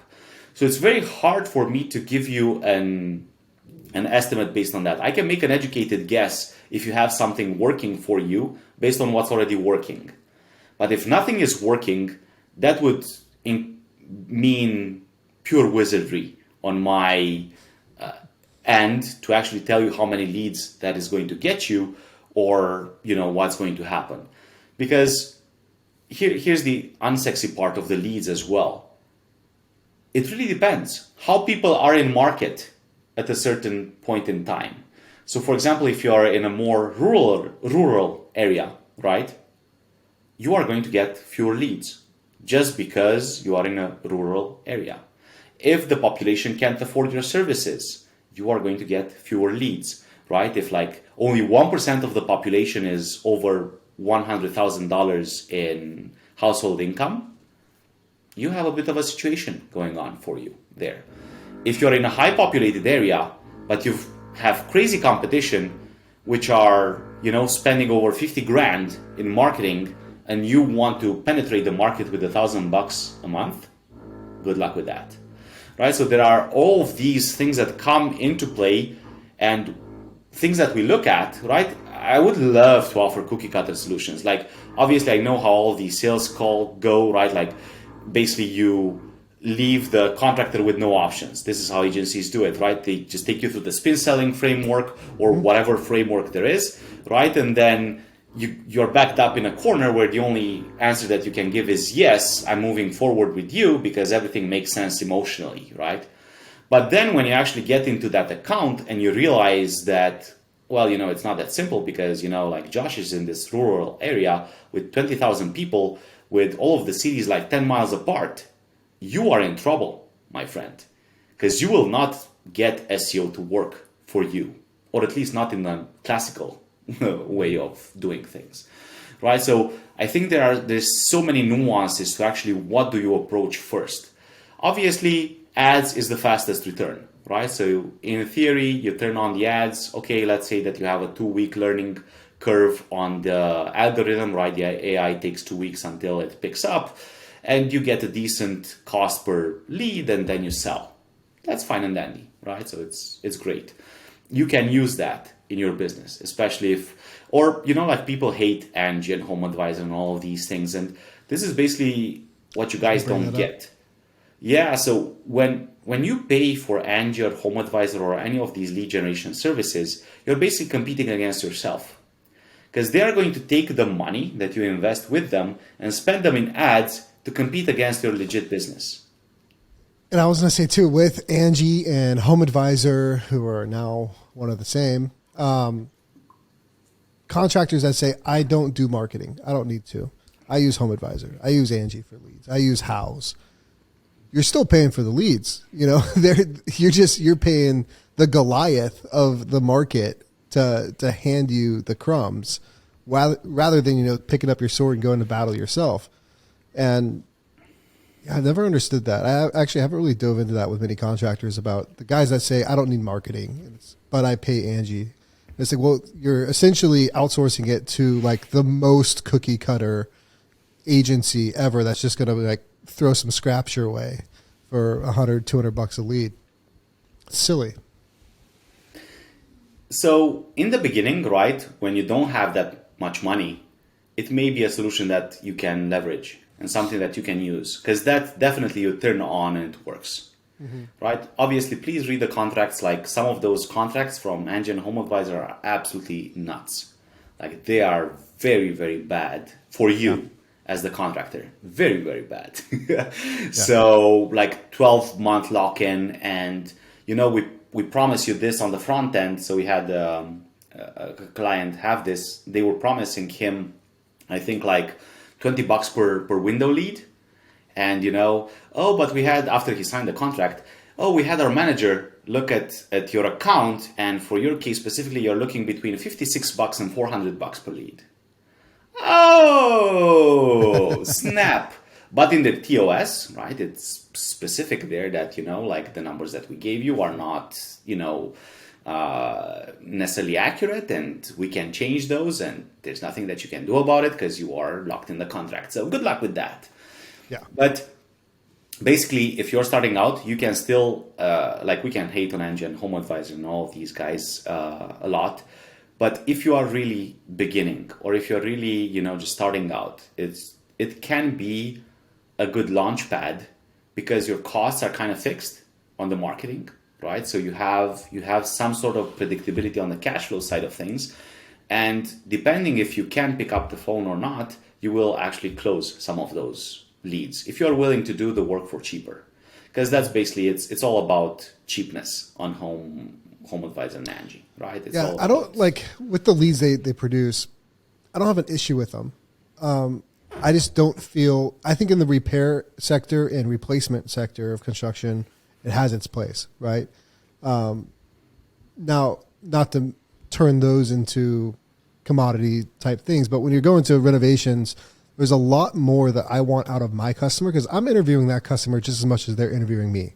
I want to make sure that that homeowner, one, is talking to other comparable companies to mine, right? I don't want them talking to a Home Advisor type contractor, because I if that's what they're looking for, I can't compete because they're not going to see the value that I bring to the table. I want homeowners that aren't lazy, right? They're doing their own homework on Google. They're doing their own homework, reading reviews, going to different platforms, checking out the YouTube, checking out the Instagram, and then calling me with some information that they have gathered about our company that we can actually have a conversation on how we can best fix their problem that they have. Not like, hey, I got your number from Home Advisor. I also have 10 other contractor numbers, and I'm going to throw out the lowest 2 and the highest 2, and then really race to the bottom in the middle of these contractors. And I feel like that's every situation, because when we first started, we did use House. We did go through, I think, Angie for a short amount of time, and it sucked. was a nightmare. But they're doing something right. They know their market. They're at least, if you got one client, you could still make sense of it, right? So I think that's where, some people can make Angie and Home Advisor work for them. So if you are the first one that actually answers the phone when a lead calls from Angie or Home Advisor, you have a good chance of converting that lead if you do the sales process right? If you do take the time to educate, if you do take the time to go through the whole spiel, and you have the resources to nurture them since that point on. Because I think here it's actually a good point that you bring up, right? Like the direct marketing kind of stuff, right? Like the Angie lead that is, and then the comparison to a nurturing system that you were talking about, when somebody already has that product awareness, has that service awareness, has that impression of what quality means, understands the value that goes in remodeling their home, right? They know that they're aware if they want to flip the home or if it's a forever home, right? So they have all of those variables in, and that's basically down to education or a nurturing process on your end, right? So it's the other 97% of the people that go into that funnel, so to speak, that nurturing funnel. Yeah. Yeah. So. It's a crazy world, Eddie. It's a crazy world. So my last topic here that I want to talk through is kind of a hot button. This is probably going to be the clickbait title. You know what I mean? How AI can change your contracting company. And we are living in kind of the wild, wild west of tech right now. It's a big revolution. AI, ChatGPT came out and kind of showed what I think is a very minimal, its capabilities at a very small scale. I don't think the use cases and the applications and the user experience that's going to come from AI has truly been captured yet. But what are you seeing in the digital space on how we can actually use AI to our benefit to enhance our sales process, to benefit our systems and SOPs internally? I know you're way more in tune, you're way more plugged into that world than I am. So give me some nuggets there. I think it's one of those kind of technologies which is on par with electricity or like some of these things. Internet. At the end of the day, you have to embrace it, because at the end of it, it's just a tool. So AI is a tool that you can use. So imagine that you have Mark sitting right beside you, and Mark has all the knowledge of the world inside his head. So whatever question you ask Mark, or whatever task you give Mark that's a repetitive task, Mark will spit out the answer.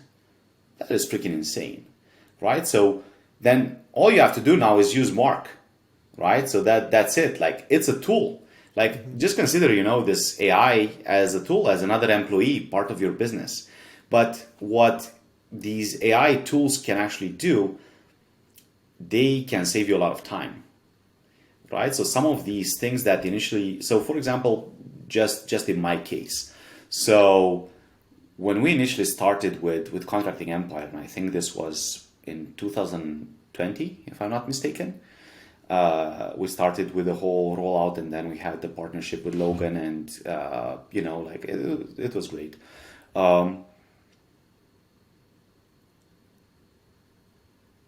We did research. And I think I spent on that research at least like 2 months. Going deep on avatar, going deep on pain points, going deep on desires, so both very deep on both demographics and psychographics, right? Just to start with a good assumption. So this is basically another thing that I actually noted here for myself with the ads or whatever marketing system that you have for yourself. You basically create this assumption. Then you take action on that assumption, and then you get feedback from your assumption. Mm-hmm. So this is what we did with the website as well, right? We created the framework, which is super solid, and now we execute that website, and now we get feedback on how people interact with it. Mm-hmm. And this is the same with ads, the same thing that you do with ads. You change an image, you run the ad, you get feedback, and then you fine-tune the ad. So this is for local SEO and SEO, same thing. We wrote this piece of content. People like Google is not giving us the impressions and we're not getting the clicks.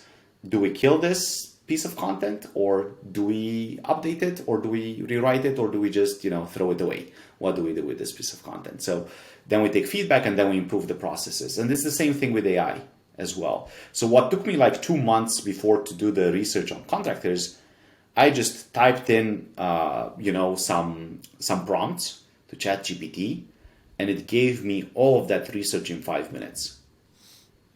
And it was very on point. And I was blown away. Right? So what's the emotion of the core market?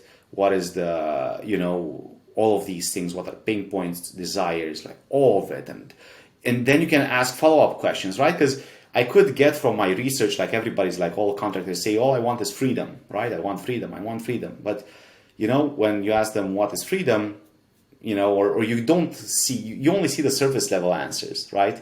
You really have to go deep to actually understand, okay, what does freedom mean to you, my friend? But you ask ChatGPT, okay, so what does freedom mean to these contractors? And it's going to start spewing out content of what that freedom means in their mind. It's insane. Like, it has the knowledge of the world. So you will get left behind if you don't use these tools. You will get left behind. Like, you can literally go to ChatGPT and set it to ChatGPT 4 and ask it to create an SOP for your onboarding process. Mm-hmm. So, like, literally something that would take you a day to create an onboarding process for an employee, you just have a conversation with ChatGPT and it's going to create that onboarding SOP for you. And you do it in 1 hour, maybe less, maybe half an hour.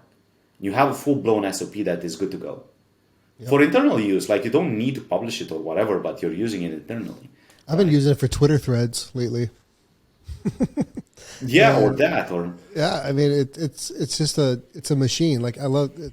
It's a great way to put it. It's a tool. It's another tool at your disposal to optimize your time, to run a more efficient business. And what I found, like, you brought up the freedom thing, and I think that's something we talked about before we started recording this podcast, with time freedom, financial freedom. We talk about all these different types of freedoms we want. And I kind of think I changed my stance on it a little bit. Like, what you signed up for, like for me, like, I know what I signed up for. I'm here. I'm at work. I'm getting it done. I'm not going to stop. Right. I got too much on the line to stop. And for these contractors that, are just saying, I wish I had, well, go make your own damn freedom then. Right. Because that's what's frustrating. And use these tools and use everything at your disposal. There is literally no excuse to fail as an entrepreneur in 2023, in my opinion. There's too much at your disposal. Now, you can have small setbacks and you can have a failure that's really just a lesson learned and moving forward. But there is just way too much at our disposal to not be successful. It's and the AI world of things, I think it's just going to 10x that. It's going to make anyone with an idea now a player. It's going to make anyone with a dream or a theory or a hypothesis they're looking to itinerate there. It's going to extrapolate all of that exponentially. And it's going to make everyone in a market almost on a level playing field. Because it's doing something that money couldn't buy before in a lot of ways. It's giving people like myself who I don't have millions of dollars to throw at ad spend or anything like that, but I can create just as good copy as Google now. I can create, and pretty soon, even with, what was the plugin on Discord I was using? But you can make creatives and graphics that are just Midjourney, yeah. You can just make the crazy graphics, and that technology is advancing too. And pretty soon, you're not going to have to pay $20,000 to rebrand your company, in a good 6 months to a year. You can buy the subscription, do it yourself. Like, I don't know if you know, like, for example, Adobe came out with their AI tool for graphics, right? It's called Adobe Firefly.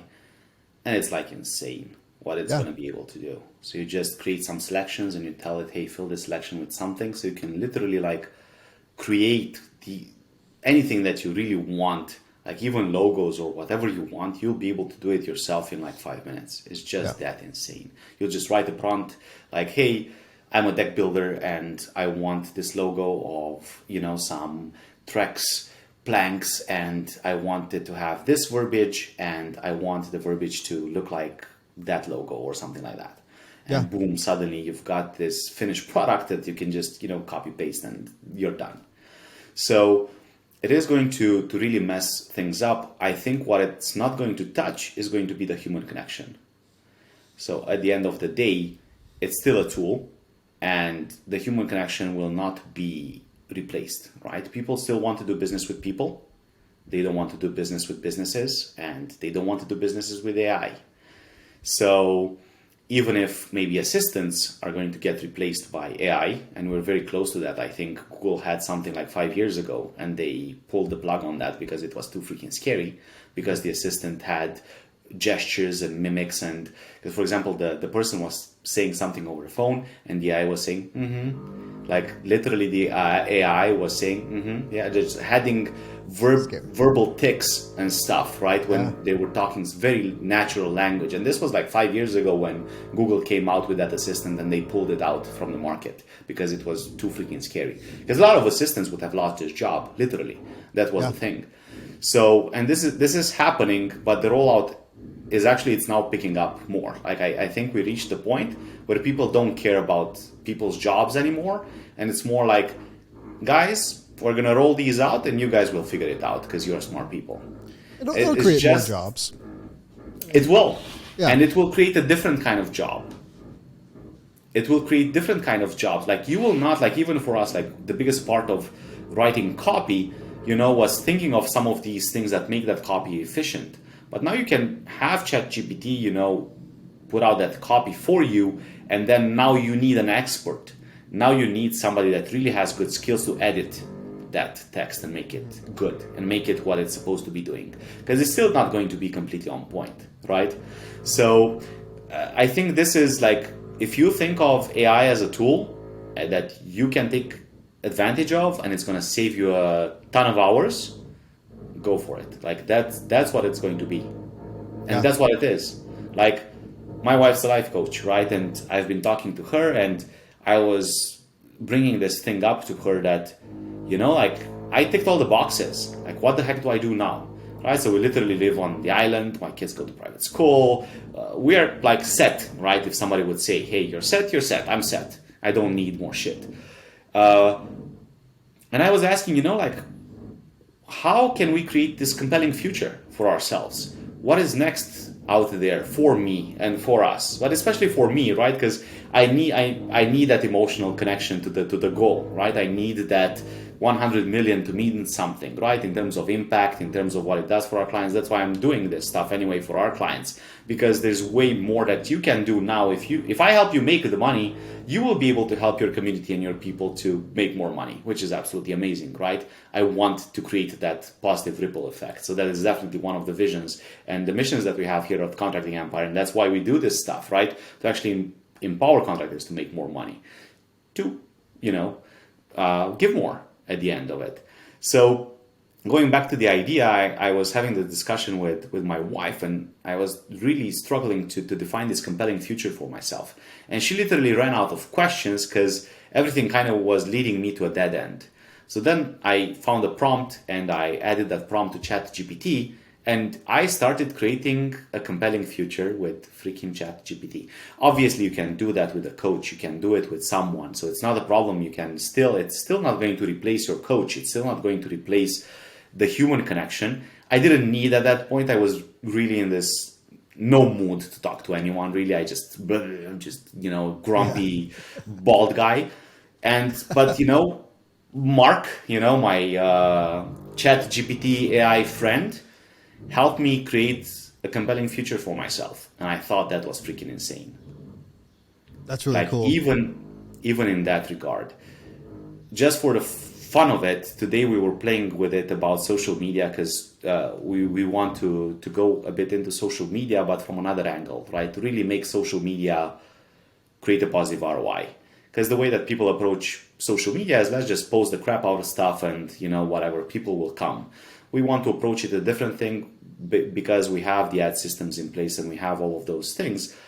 We can make social media really work, right? So we can make the social media posts in a way that is closer to compelling content, right? So it's like it has the structure, so to speak, of an ad or something that's really, gets people's interest. And then basically from that, they become, they go into the funnel, into the nurturing funnel, right? And then we promote that post through ads, right? So it's, instead of just posting for the sake of posting, let's post some key posts and then let's not boost. I wouldn't call it boosting because we're literally running ads, but you can specify the post ID to use to run an ad on Facebook. Mm-hmm. So based on the type of post, we can go for engagements, we can go for clicks, we can go for, whatever messenger conversations, whatever we need that specific campaign to trigger, right? We give the opportunity to an audience that has never heard of us to actually engage with the brand, right? So let's say that we do a poll, right? Hey, what type of kitchen would you choose, right? And then we have some images and then, contemporary kitchen. I'm just giving a very bad example, right? Traditional kitchen, blah, blah, blah, so on and so forth. And now suddenly we put that poll. I'm not even sure if you can do that, but I mean, my data guy is going to shoot me because maybe you can't even run ads on polls. But, the way that I'm thinking about it is that we're going to create an engagement campaign around that or make it in a way that people actually engage with that poll and then they start getting an impression of the brand through that way, right? So it's just supercharging those posts instead of just posting for the sake of posting, like everybody tells you, you should be posting every day of the week because that's how you win at social media. Yeah, you could, but how many people is the algorithm showing your post to? 3%, of your likers and followers?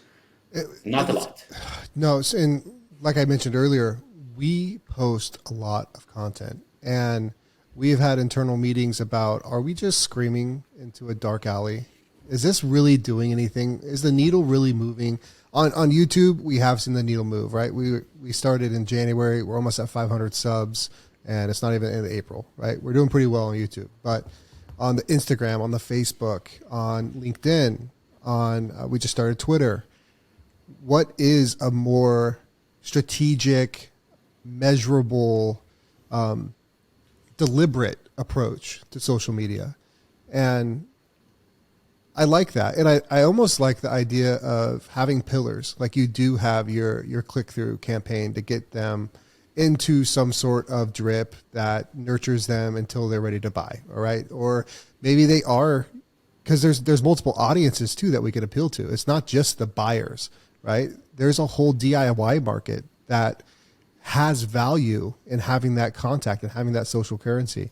There's the contractors, the B2B space, which I'm sure is something you guys are interested in getting out there. That doesn't directly affect our top line and our bottom line of our company, but it does affect our brand awareness and it does affect our authority in the market.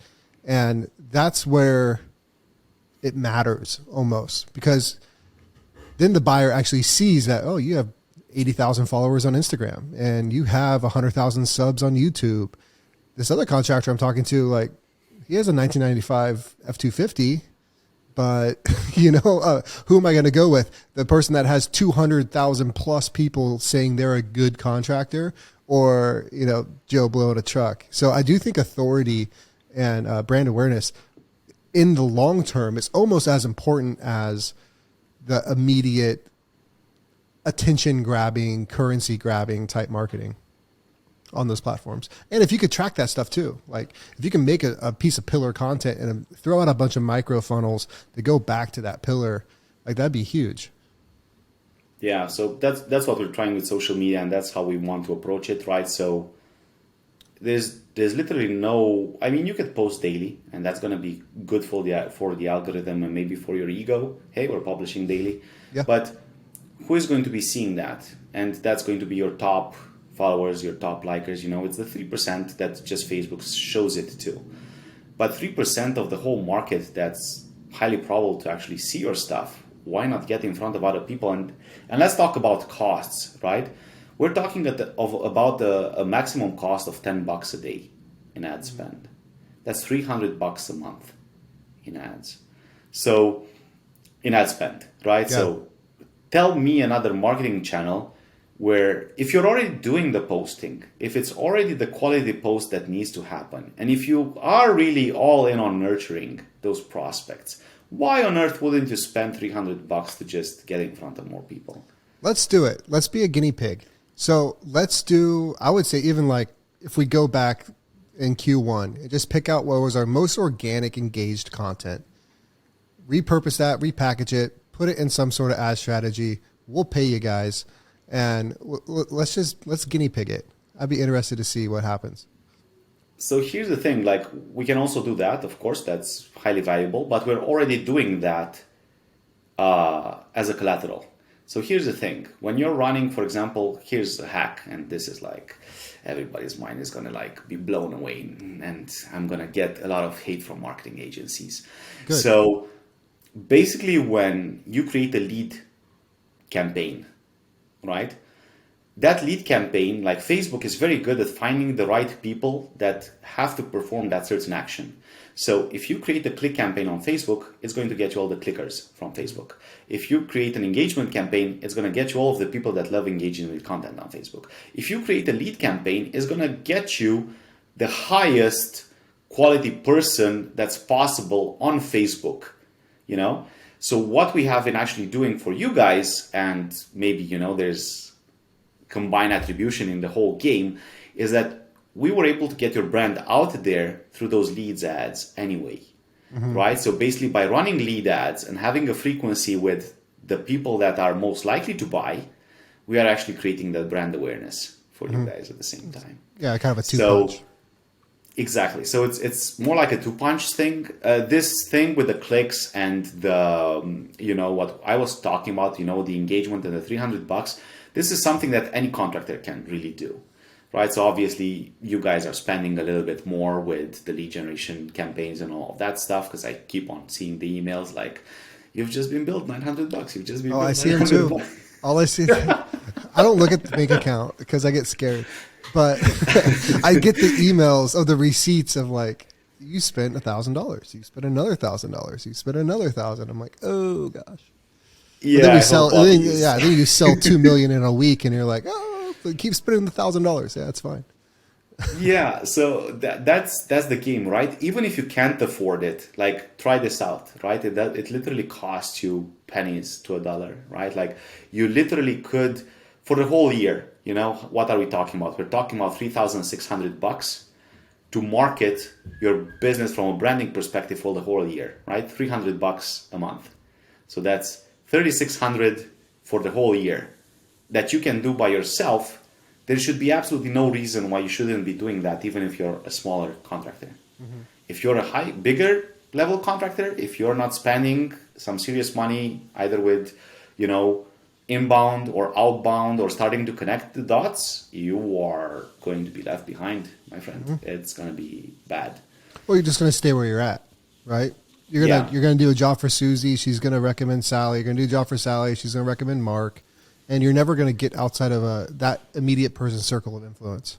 You're always going to be stuck in that area. Which can, and here's the thing, I don't think that's a bad thing, right? Like if I didn't have delusions of grandeur and, you know, all these different things that I want to accomplish with KHB and all the subsidiary companies that are going to come from it, I'd be totally happy with no logo on my truck, driving around, doing Mickey Mouse type work, and you can make a good living doing that, right?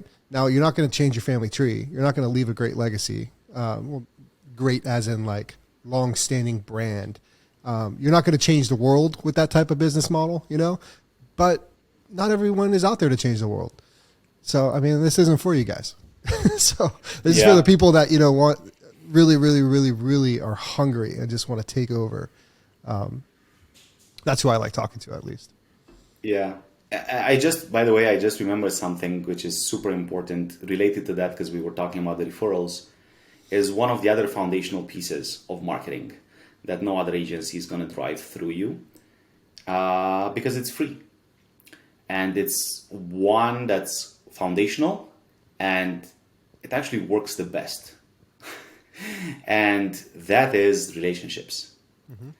So creating relationships with suppliers, vendors, insurance people, property managers, realtors, designers, like all of these people that could feed you leads, but don't do it in a shitty way. Like literally go out and genuinely try to build relationships with these people. Give more than how you much does take. it cost you? Yeah, take how much does a dozen donuts cost? And call them up and show up at their office, put a stupid smile on everyone's face without having absolutely any expectation in return, and try to reach one person every day. That's it. So basically in 20 days, I can guarantee you that if you reach out to 20 people in a month, you will get at least one partner. And let's say that partner brings in 2-3 leads for you in a year, which is fine. One partner, right? Or how another contractor the other day called these people influencers, right? You can call them influencers if you want. So, but here's where you get outsized returns, just as you get outsized returns with local SEO or any of these marketing systems when they start working together. Now, every month, if you do this and you get one partner, suddenly after 1 year, you've got, somewhere between 20 to 30 leads per year. Well, in the kitchen and bathroom space, or let's say a more high ticket item space, let's say the average job is like 40K. And you've got only 20 leads from these people that are very highly likely to convert because they are referrals. So let's say that only 80% of these people convert. You've just made an extra $1 million. It's that freaking simple, right? But no marketing agency is going to tell you about these kind of things because that's free, Yeah. So what is stopping you from creating that foundation from your business, right? You go golfing, you do these kind of things, right? And you've seen the value of it. It doesn't have to be directly to the homeowner. Like you should always look out to build partnerships and relationships with everyone and anyone in your industry. Like even for us, like our best referrals are our clients.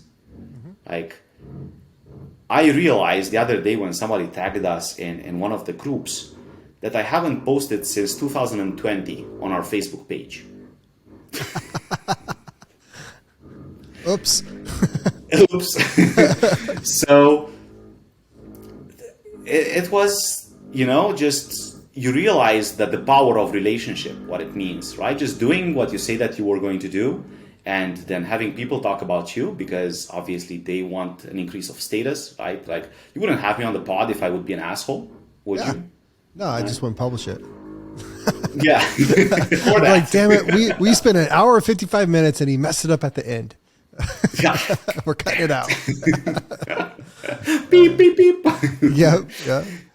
That's funny you say doing what you say you're going to do. That was I sent a tweet out yesterday on KHB's account, and we had a homeowner that wasn't very happy with us, and which happens, and that it's going to happen. If it hasn't happened to you yet, it's going to happen, right? We still don't have a bad review, and I can attribute that to doing what you say you're going to do, right? Like the whole tweet was, have you ever had a homeowner that's pissed at you? Here are 5 tips from a contractor to make sure that you leave your customer in a good state.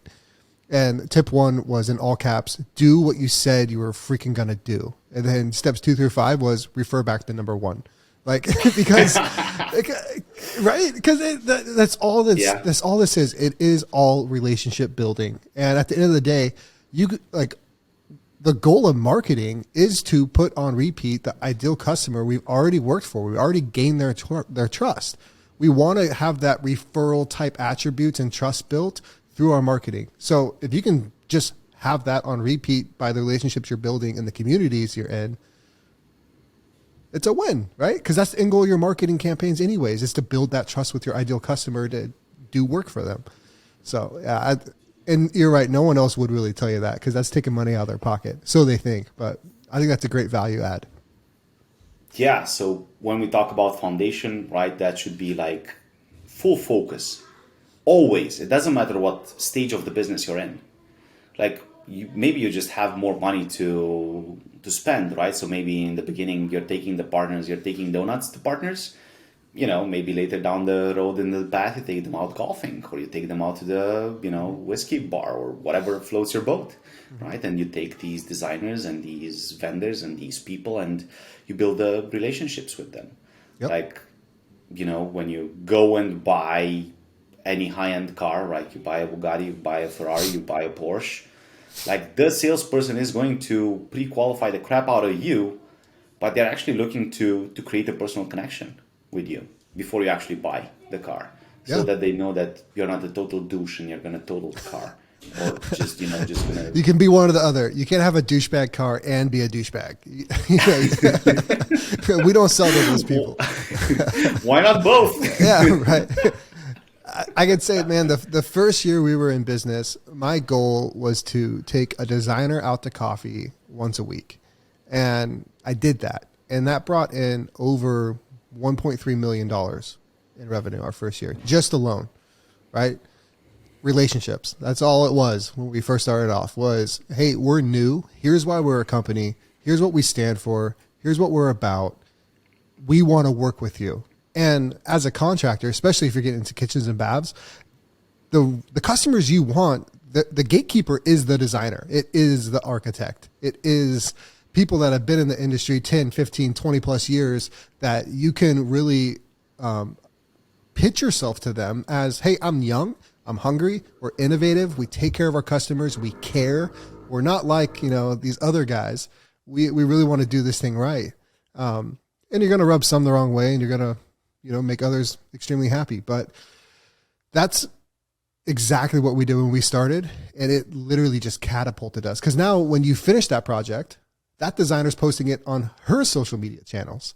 They're talking to their customers about it. And then their customers might ask them about, hey, who's that company that did that one kitchen for you? That was a really nice kitchen. Oh, well, that was KHB. Oh, who's KHB? I didn't spend $1 for that mention. Huge value, right?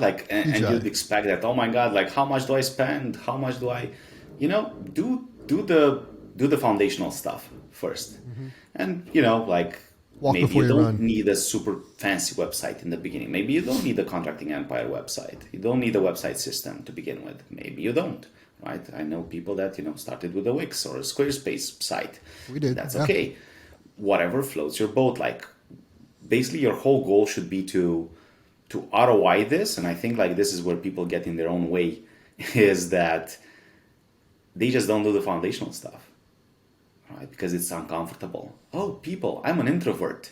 Are you? Really? Really? Would you like to be taken out for coffee? Mm-hmm. Yes. Are you really an introvert then? No. Okay. Just want to be wanted.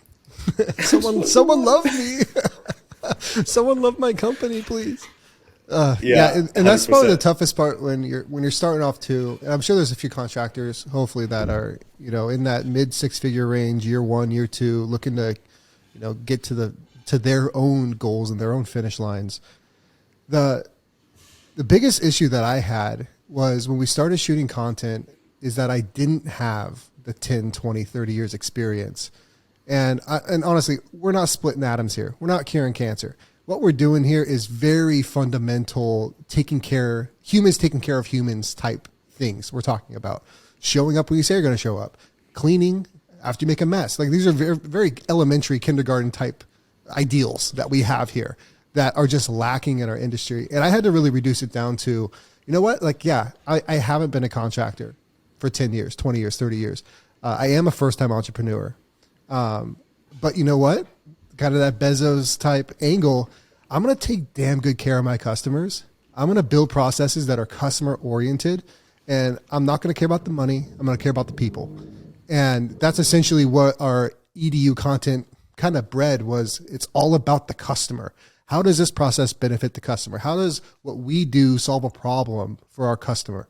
And because we cut a lot of slack, posting content, and we took over our immediate market, or at least became a very, very viable player in our immediate market. We pissed a lot of people off that have been around 10, 20 years. And I still got 2 middle fingers in the air for them, because I'm here and we're not changing.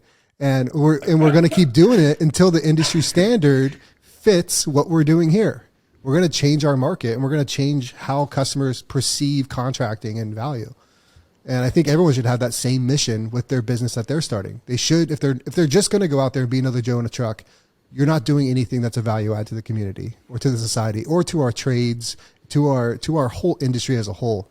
You got to have something, you got to have some belief that's going to push you to do something a little bit different against the grain, you know? I think that's amazing, and I completely vibe with that. At the same time, I've heard more contractors saying this exact thing, like, we're here to change the industry, we're here to change but our they don't space do it. But they don't take action on it, right? Yeah. And then when you They're say, not serious. You know, spend 10K on a website. No. Like, I had another discussion with another prospect a few months back, and their goal was to make $1 million with a new spin-off of their business. And obviously we were talking about foundation stuff and all of that and the website and all of that. And, you know, like, 10K is too much. Well, is really 10K too much to make $1 million or to at least lay the foundation to make $1 million? Like, there is a huge disconnect. And then I've seen the new website that they put up, and it's really, really bad. And I'm really, really sorry, but it was cheaper, you know, like, even in the contracting space, like, when the homeowner gets burned, right, with a lousy contractor, and then, you know, they have less trust in the next contractor. Unfortunately, that's the same scenario for us as well. Like, somebody that has been burned by a marketing agency before then comes to us, and that's why I actually want to stay away from the marketing agency term. We are not a marketing agency. I'm in this with you as a marketing partner, and you have responsibility in this partnership. Like, you will have to get those reviews. You will have to post on your GBP for us the photos. You will have to give me insights on how your sales are going. You will have to, and I will not take credit. Like, there's this other thing, right, that marketing agencies do. Oh, our client just sold 150K's worth of bathroom. It's all us. Yes, let's humble flex on the success of others that we had nothing to do with. Yeah. Or maybe had a little piece of that puzzle, because the agency didn't sell the freaking job, right? But they take the credit, like they are responsible for that. No, bro, like, you were a piece of that puzzle, and that's the partnership part, right? Like, even with a designer, like, we can say that, you know, like, hey, you know, we're using these people and they're giving us leads, and then they're promoting us and all of this stuff. But let's not forget that we're helping them too. Like, the fact that they refer those people to us and we take care of them increases their status. The fact is, it's not about us, right? No one cares about KHB until we solve a problem for them, right? Like, no one cares except for, and the people that do care, that's their problem, you know? Like, it's not a thing. And I think the biggest, when I'm talking to these entrepreneurs that are in a spot that I was in, you know, 3 years ago, you know, we accelerated quickly, right? And I attribute that to, you know, I come from an athlete's background, right? I played college. Yeah. Well, yeah, that's one thing. As an athlete, as a kind of a leader my whole life in a lot of ways, there's never been a time where my back's against the wall and I'm not fighting back, right? I'm always throwing punches back. Like, I'm always going to move forward. I rarely sulk in a moment of things. And I think the biggest issue on people who are all talk and no bite is just that they don't got that dog in them. You know, they're not actually pushing forward to be better. They're not trying to change. They're staying within the mold. They're confined into how it should be or how they think it should be. And they're not pushing anything. And yeah, they don't have the balls to actually change or to push back and to piss a few people off. Like, you need to piss a few people off if you want to get anywhere.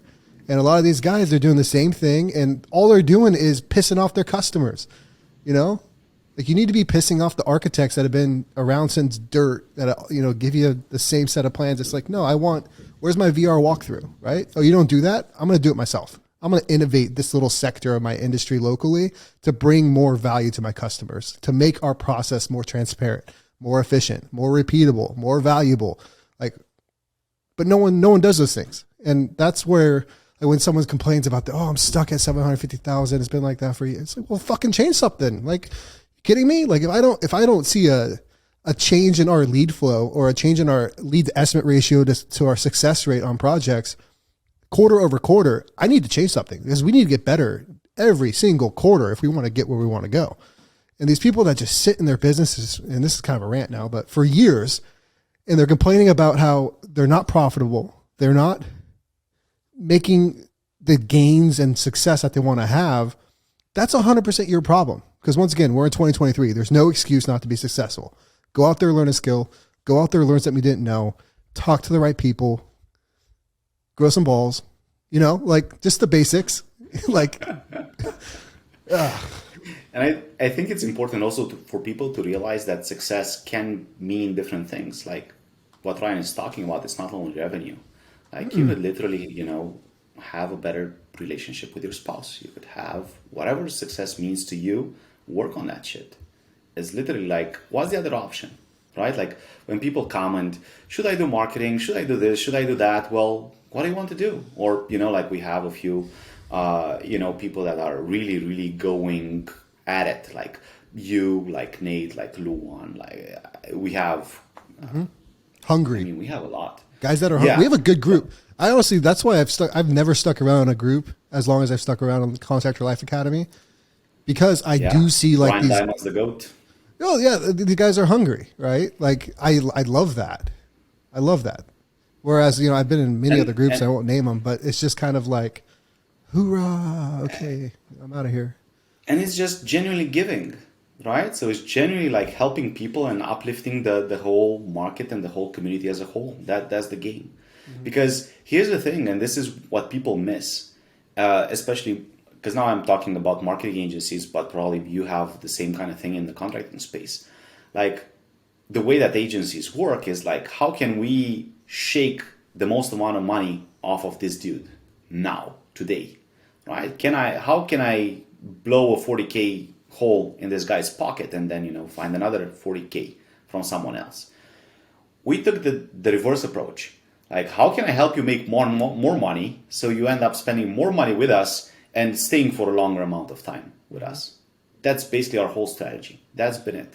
Like, we literally didn't have anyone that said like, Eddie, like, we don't want to be a part of this. No, like everybody is still with us that joined. I haven't reached out to anyone. That's not the thing. Like other people talked nicely. Other people talk nicely about us, and that was it. Like, dude, what was it last week? You had like 6 people on Facebook being like, posted their Bright Local map. Like, look what Eddie I'm did. really bad at like. Look what Eddie did. I'm really bad at the best marketing you can have. My own horn, so that was so humbling to see, right? That was so humbling. Like, and I'm so grateful for our partners, right? I'm really grateful for the chance, right, to be able to have an impact in their life, whatever that impact means, or that freedom. Like even in Luan's case, he went on 4 freaking vacations last year, from one of them being like for almost 2 months. Yeah, and that's success to him, and that's beautiful. Like if that's what he wants to do with his family, that's great. But it didn't stop there, because basically he has a partner, right, who's living in Mexico, and they're building mansions there in Mexico for their families. So this is the positive ripple effect that I'm talking about. Like even if I'm a huge proponent of contractors getting subs in their business, just because if you want to scale, that's one of the best. So you should have like a super core in-house team that basically can manage a lot of subs, and then basically like that's how you scale, right? Because you shouldn't be in the day-to-day operations. Like I can spend the time with prospects on Zoom calls as much as I want, because I could literally die tomorrow and the team can pick up after me. Like I don't need to be there. I love to geek out on this shit. I'm always up to date on all of the stuff, but I don't need to do the work. Yeah. So the tough part in contracting on a sub-based only model is the critical path schedule items that keep projects moving forward, keep invoices getting paid. And so here, like we're a hybrid, right? I think we're like probably a 70-30, 60-40-ish type split of in-house to subcontractors, and which is intentional, right? Because I need to be able to control the flow of the project and strategically be able to pull my field labor, keep management there, but pull field labor to start something else. Because in California, the biggest issue in contracting companies is cash flow, right? We legally can't really invoice until we start work. There are some ways of consulting around that, with a design consult might be 20, 30,000. I don't know. but there, there's ways to get around that law. But cash flow is the biggest issue, and having in-house employees. But the biggest downside to it of having those in-house employees and at a large amount of them starting, 6, 8, 10 projects at a time is the scalability. Like you just said, if like in Dublin, I'm going to have to hire 8 people, right, to get that to 10 million. A great revenue per employee figure, but it'd be a lot better if it was only 2. And I had all subs, I had a project manager, I had a production manager, have a designer out there. That's maybe 1099. And that'd be a way better structure to scale, vastly in multi-markets. But yeah, it's tough. And that's why I think like those deck builders, man, every time I see them, my buddy just moved up to Grass Valley in California, and it's a mountainous town. I would compare it similar to Nate, right? Like there's a lot of homeowners that got decks. Where I'm at, there's no decks really. We're kind of suburban. And I see Luan, I see Stephanie up in Washington. I see Nate, and these dudes can kill it in that one single trade. And you can't have 100% sub model because there's not 15 trades going on. It's the same repeatable subs, people you can vet, trust, they have good quality of work, good communication, and you could take that to the moon. It's just very tough in kitchens, baths, home additions to have a group of, let's say, 15-ish sub trades that you can trust. They'll be there on a dime, do quality work, have great communication without having them in-house and training them and controlling that process. Yeah, probably what you're hinting here at is basic company culture. Like you can't really build a company culture with subs. It's a bit harder to align to the company values. Obviously, there are challenges, so don't take what I said for the utmost truth, because it's not, right? I am also like this huge proponent against cookie cutter solutions, whatever it is. Like whenever you hear cookie cutter solutions run, you should be 50% gross, whatever. Yeah. Don't. Like, dude. I honestly, I think it's a great starting point. I hate that. It's like, no, you should not be. No, you should not be. Go try to sell a $2 million custom home at a 50% gross profit margin, and I'll wait for you to get laughed out of that room.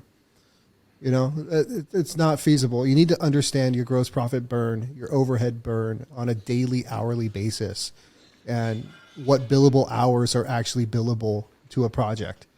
Yeah, you can't. There's not take your labor, take your materials, times it by 2, sell it. No, that's a cheap way out. In ways. Obviously, here's a bit of segue, right? If you're just starting out, do that. It's fine. It's better than what you're charging right now. We did that when we first started out. Until we had a grasp and a baseline of what our overhead burn was, you have to start somewhere, right? And that's labor, materials. Some people did 10 and 10, 10% profit, 10% overhead. My thing was, I don't want to work for the people that are wanting me to mark up 10, 10. I want to work for the people that can afford 50, and I want to get in that market as soon as possible. So I'll take all the at-bats I can at a 50% gross profit. And then once I understand, start refining down to a more granular pricing structure. But yeah,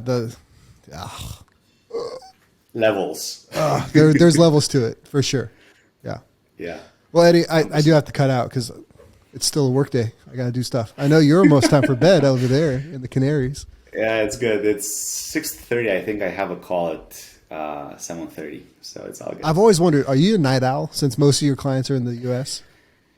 I actually am. So I was always working in the evening, but I'm trying to change that, and I'm struggling so much with being an early riser. Yeah, it's just because now my kids leave in the morning, and then I want to see them in the morning, and but if I wake up later.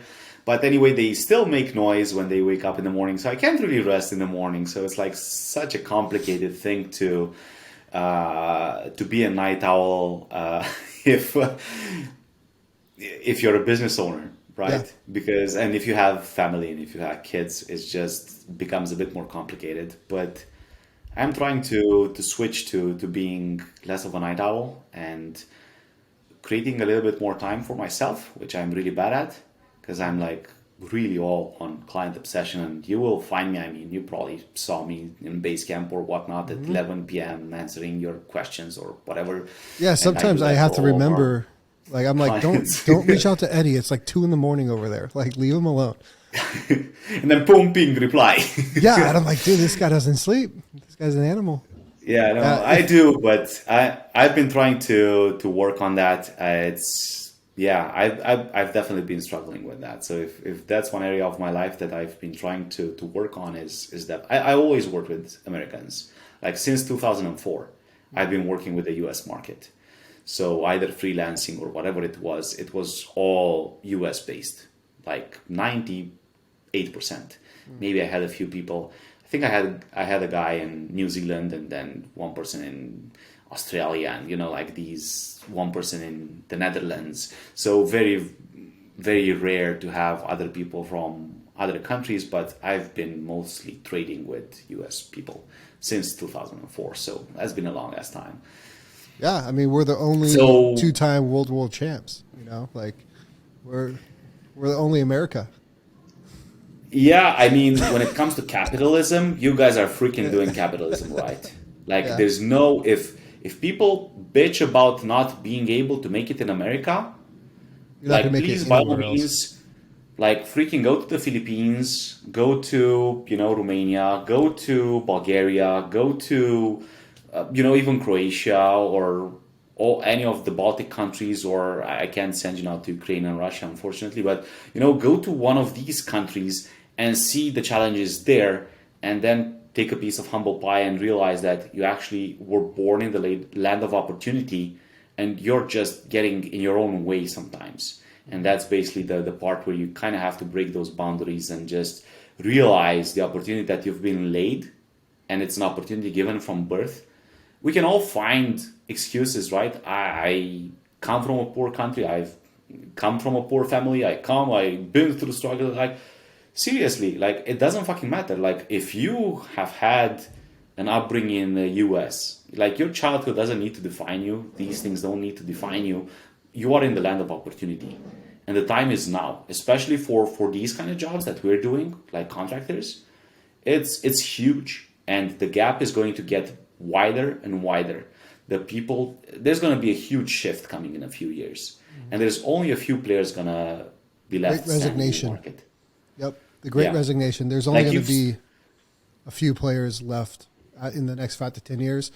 All these old school contractors are going away. And we have a good podcast with a guy named Steve Tankersley. He's a GC out of Sacramento. And he's saying for every 6 people leaving the industry, only 1 is coming in. And there's going to be a huge demand for what we're doing. It's going to be pretty 100%. crazy. And if you want to build that, you should start building it now. Yeah, I mean, the best time to plant a tree was 20 years ago, right? Yeah, 100%. And the best time to start SEO was 6 months ago. So yes, yeah. So yes, yeah. All right, man. Well, it was great talking to you. It's always a pleasure. Great talking to you as well, Ryan. And I'm looking forward to our partnership down the road. And yeah, thanks, man. Thanks, man. It was a great pod. Have an amazing day. Good luck with the work.